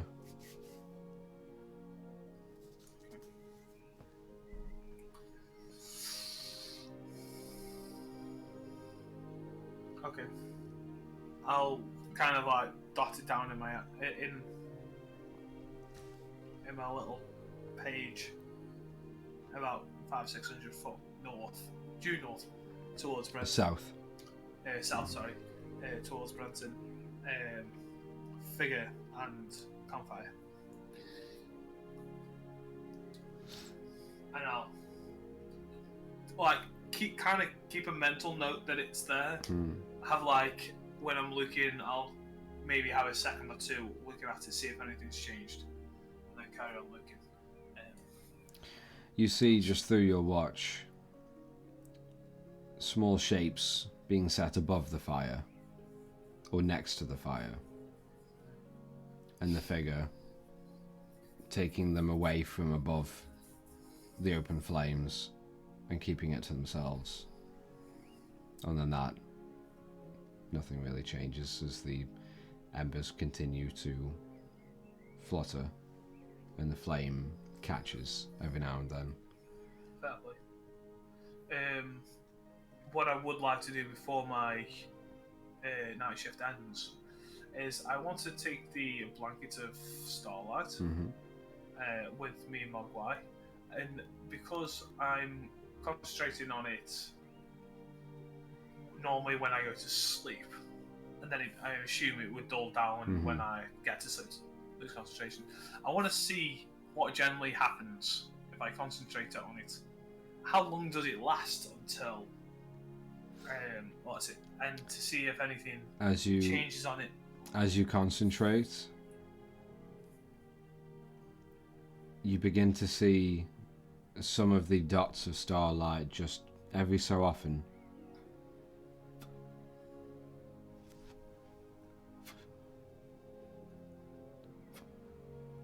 and you see one dot, almost like an illusion. Just you look down at the blanket and you just see of a star just shooting across all the others. It's beautiful, isn't it, Melba? It's like up there. That's why we have it. And Mogwai just snuggles in more. Yeah. It's lasting all the way through until your watch is done, and you lose concentration to go sleep yourself. Before when we pass over, I'm going to tell whoever is wanting to go next. Kind of like pointing that way, say 500-600 foot that way.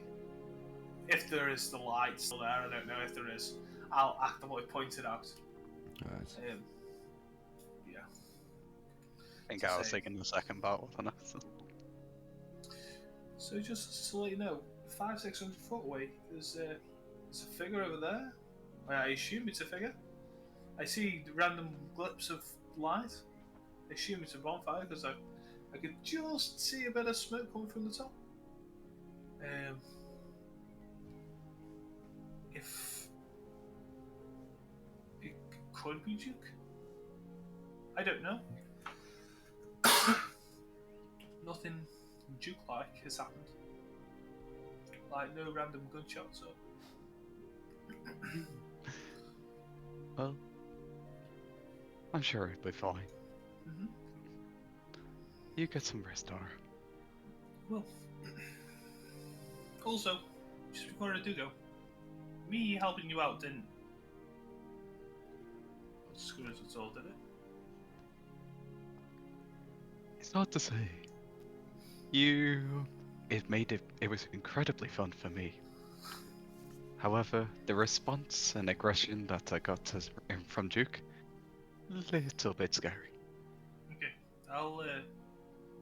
I'll won't bother next time. Well, only if it's between what we assume as friends. Oh yeah, If life or Oh. death, I'd definitely take it. yeah. Don't you worry. Anyway, good night. No. And I'll blank it first, and then Mogwai can go on top. Yeah. Because it was very Perfect. Yeah, as you snuggle yourself, and you feel the weight of Mogwai just onto your stomach and up to your chest, and you just good on Mogwai. and just cuddles into your torso. Gerald. Definitely, Gerald's gonna go out and check out the fire, actually, if it's still there. Okay, you do see the embers still burning. A flame here and there just flickers around. Yeah, so we'll use tumble dash on top of normal move speed. We'll crank out the speed out. Okay, yeah. So you just pretty much just start doing hand springs and just flipping and jumping and leaping all the way through the sand. How close are you getting to this other campfire? I want enough so that it's at least within 120 foot of dark vision range, so Yeah. I can tell what. You get closer and you see, just out of vision of the campfire light, you see a fairly large hand-pulled cart with numerous boxes and crates covered in blankets. And next to the fire you see a small, at least a figure, maybe a gnome, but with a larger pointed nose and more pointed ears. Until you kind of make out as the limbs go forward and again just kind of reach out for the fire to warm before rubbing their hands together. You see the elongated, almost like bulky but small hands that would match a goblin. Okay. And you just hear from the distance,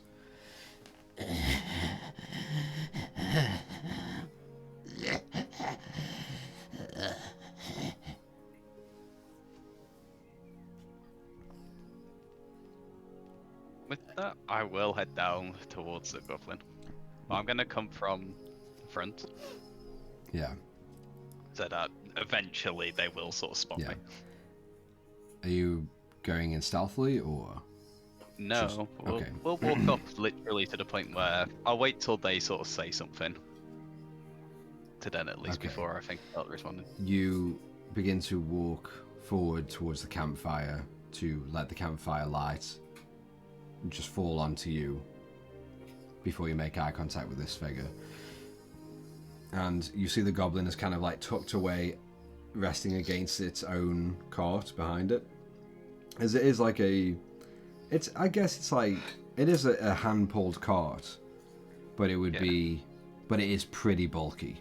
And you see the small, slightly frail, but not meek and useless by any means, but you see this small framed goblin, and you initially see like a small haphazard like cloth bandage around one of his knees with blood kind of just slightly soaking through on either side.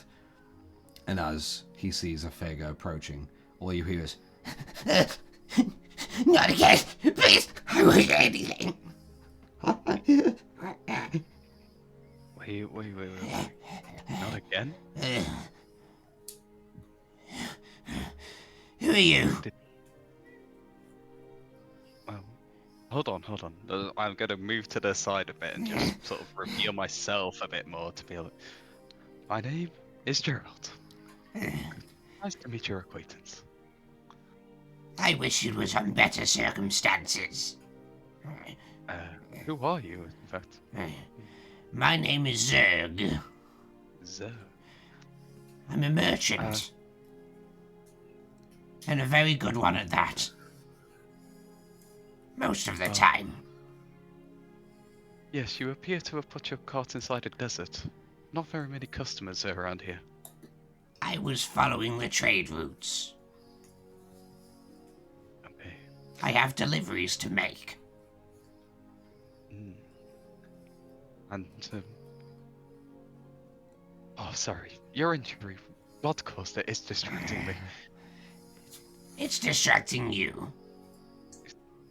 Yes. I you already know. apologize for its distraction. I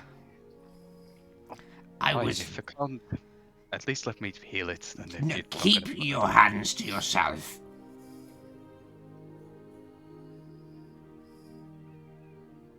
It's going to sort of go, okay, my hands will not touch you, but my words may soothe you. And I'm going to cast, what's it called? Mass Healing Word to use that. Okay, roll for the healing. He's going to get a shit ton of healing Yeah. from this because it's all directed at him. Mm-hmm. 3, 4, Actually, the 5, baby EG. 6, 2, 3, 4, Thank you for my 5, 6, 7, unlimited 8, power. 9, 10. That's 13 plus 6 times 6 is another 36.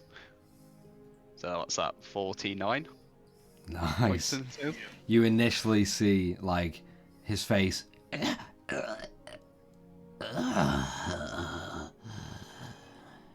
and he just straightens out his leg fully and bends it again, and fully and bends, and starts kicking his leg out. What have you done? Oh, I think I may have used a bit too much My- magic, but my leg. It feels perfect. Thank you so much, Gerald. you're I- welcome. You deserve a gift. Oh, You must be going it's a away little after. stiff.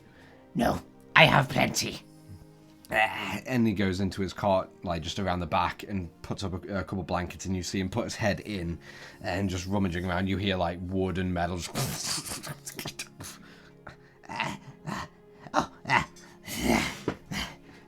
Here. And he holds out. You feel the weight of it when you pick it up, and it is a fairly hefty, solid piece of steel. And you see it is sculptured and forged into that of, like, a silhouette of a little doggy. It is adorable. Did you make this yourself? No, It is fine. but I was delivering it to a little child here, but they can wait for next month. My leg feels amazing, Gerald. Thank you. Thank you so much. It's so much nicer without having all the blood and everything distracting me. It really is. And he just, like, you see him take the rag off and kind of, like, hold it in front of you and him. And you just see, like, the long trail of blood that, like, surrounds from the end to end of the rag. Messy stuff.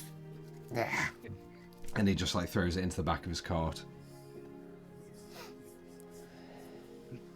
What even caused that injury? I was traveling along the Meridian Road for a short while, and this really smooth-talking lion man came by, and he threw in some wooden scraps and cloth and said, I can take them on my journey. I asked, why?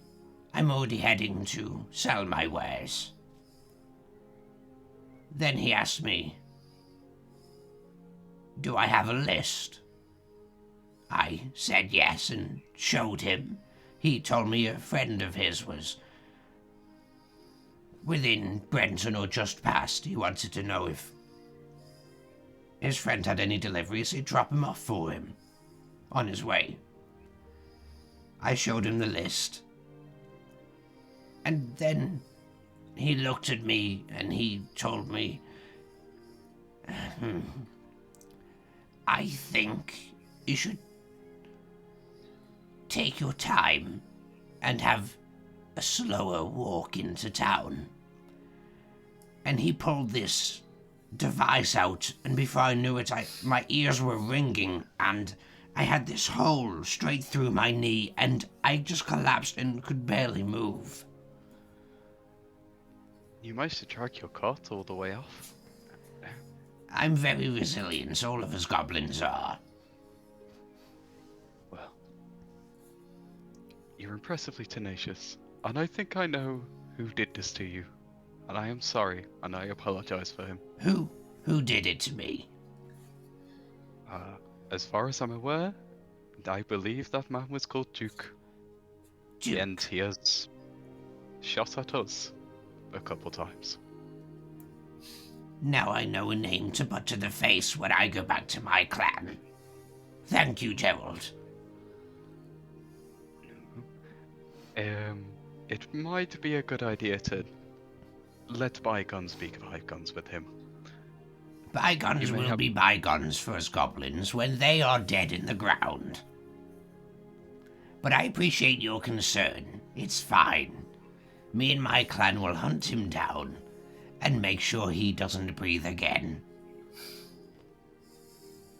Oh, I'm sure this will be an interesting endeavor for you.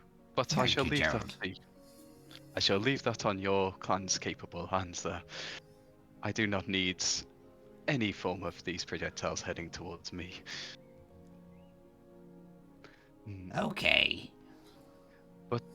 So, the list. I Yes. know it's going to. May I also see this list? You're not going to blow a hole in my leg, are you? I promise your legs, and in fact all of you, will remain untouched by me. Well, you've helped me so far.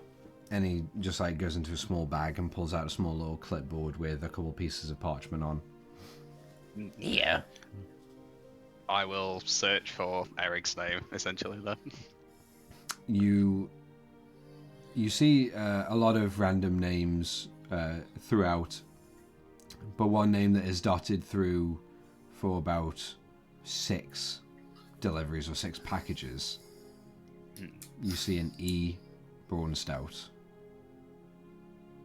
dotted throughout the charter and the list. Can you tell me more about? Oh, sorry. Go on. Sorry. You also Less see. classic. You also see initials for an AB, Alpha Bravo, and that entire section is just crossed out.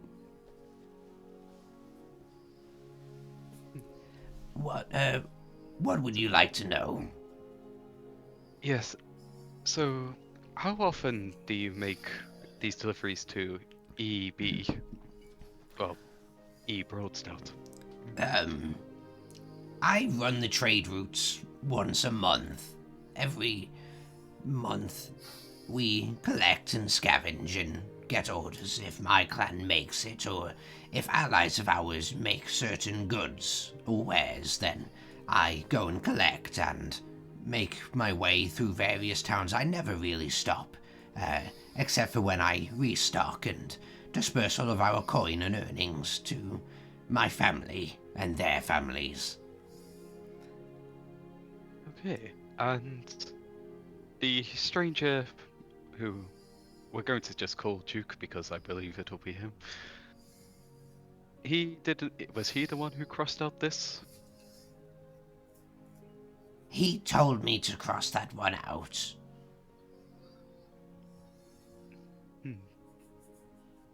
He told me they won't be needing our wares anymore.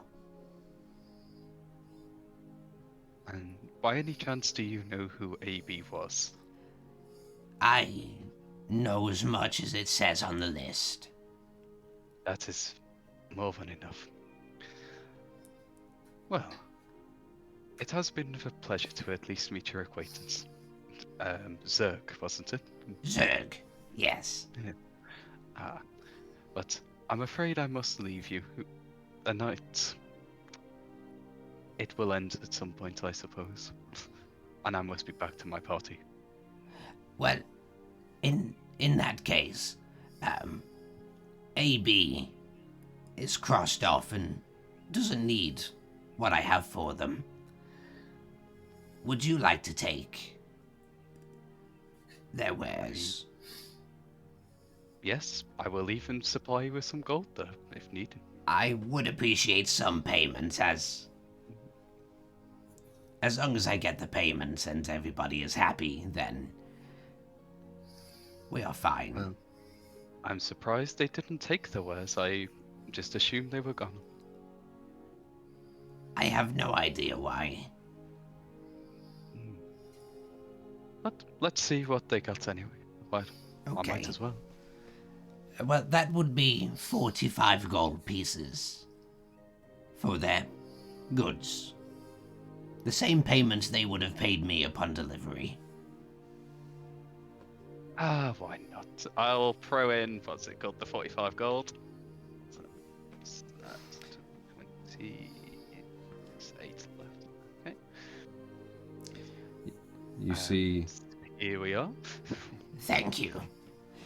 I will get the crate out for you.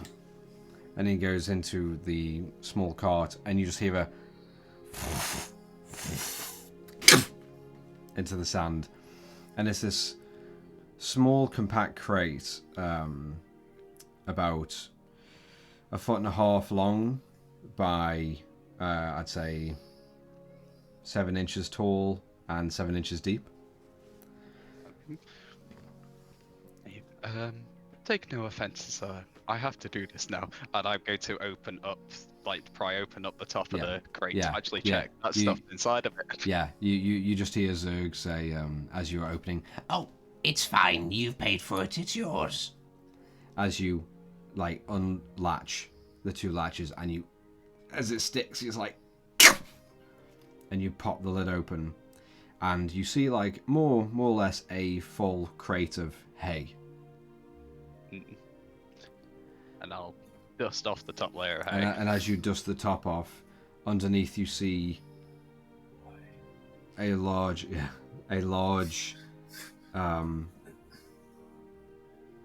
assortment of part offcuts of it, of cylindrical bent steel. You see a weird handle that has 2 grips on it and 2 buttons that depress down. You see smatterings of bolts and nuts. And you see, rather than it just being cylindrical pipes, they're almost like cut that cylindrical pipe in half lengthways. Yeah. So you just have an arc of pipe, kind of like a gutter, that same U-shape gutter. A few of those that are just resting over one another,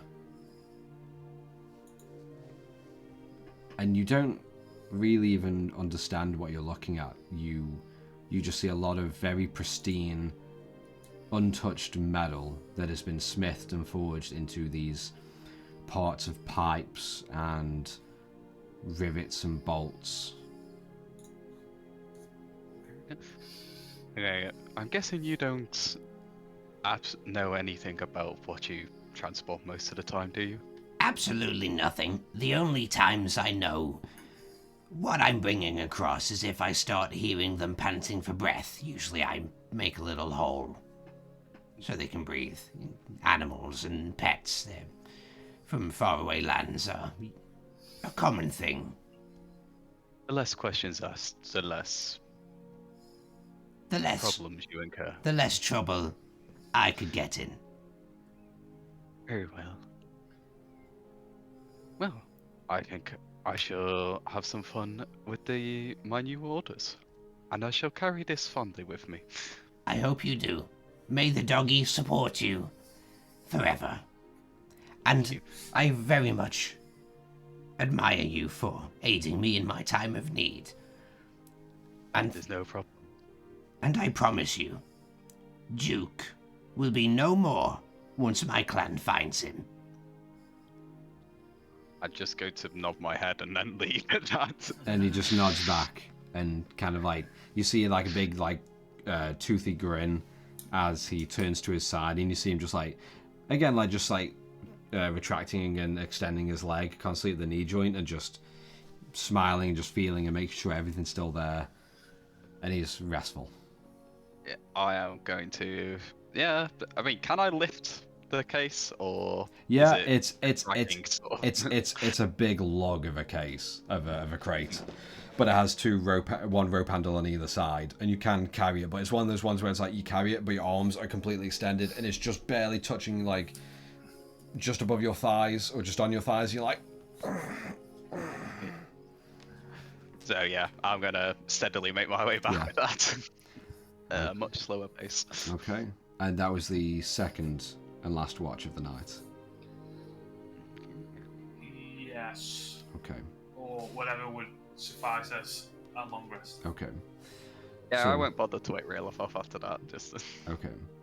So, Gerald, is there anything you immediately want to do when you get back, or do you just want to wait I till? kind of want to take out the bits and start. Okay. At least like figure it out, take it all out, and then just look at it essentially. Okay. Maybe just sort of meditate on the idea of what it could be. Okay. Useful. All right. So, Gerald, as you, after speaking with Zerg and healing his wounds, finding all of yourselves very close to where you need to be, catching this last little hurdle, Gerald, thankfully nipping it in the butt before it could get worse, you carry this heavy crate back to your allies, finding it so much more of a hassle and a journey to get back as you did going down. You find both Terra and Rayloff sound asleep as you do your best to gently put this crate down, and you quietly begin to take out all of the bits, rummaging through the hay, finding more nuts and bolts and weird parts with like sort of like divots in and latches and just this whole mess of metal and almost like clockwork contraptions. And you take a while looking over, testing different pieces and just still barely touching them or moving them, but just examining them intently, laying them flat out in front of you and letting the night breeze past you, just as easy as every night. And the dawn sun slowly crests over the horizon, and your allies slowly begin to rumble and grumble as they awake after their long rest, knowing you only have less than half a day away from Brenton and whatever it may hold within it. And that's where we're going to end tonight's episode and pick it up right there for the last little foot journey over to Brenton to hopefully get find there some one kind day. of resolution.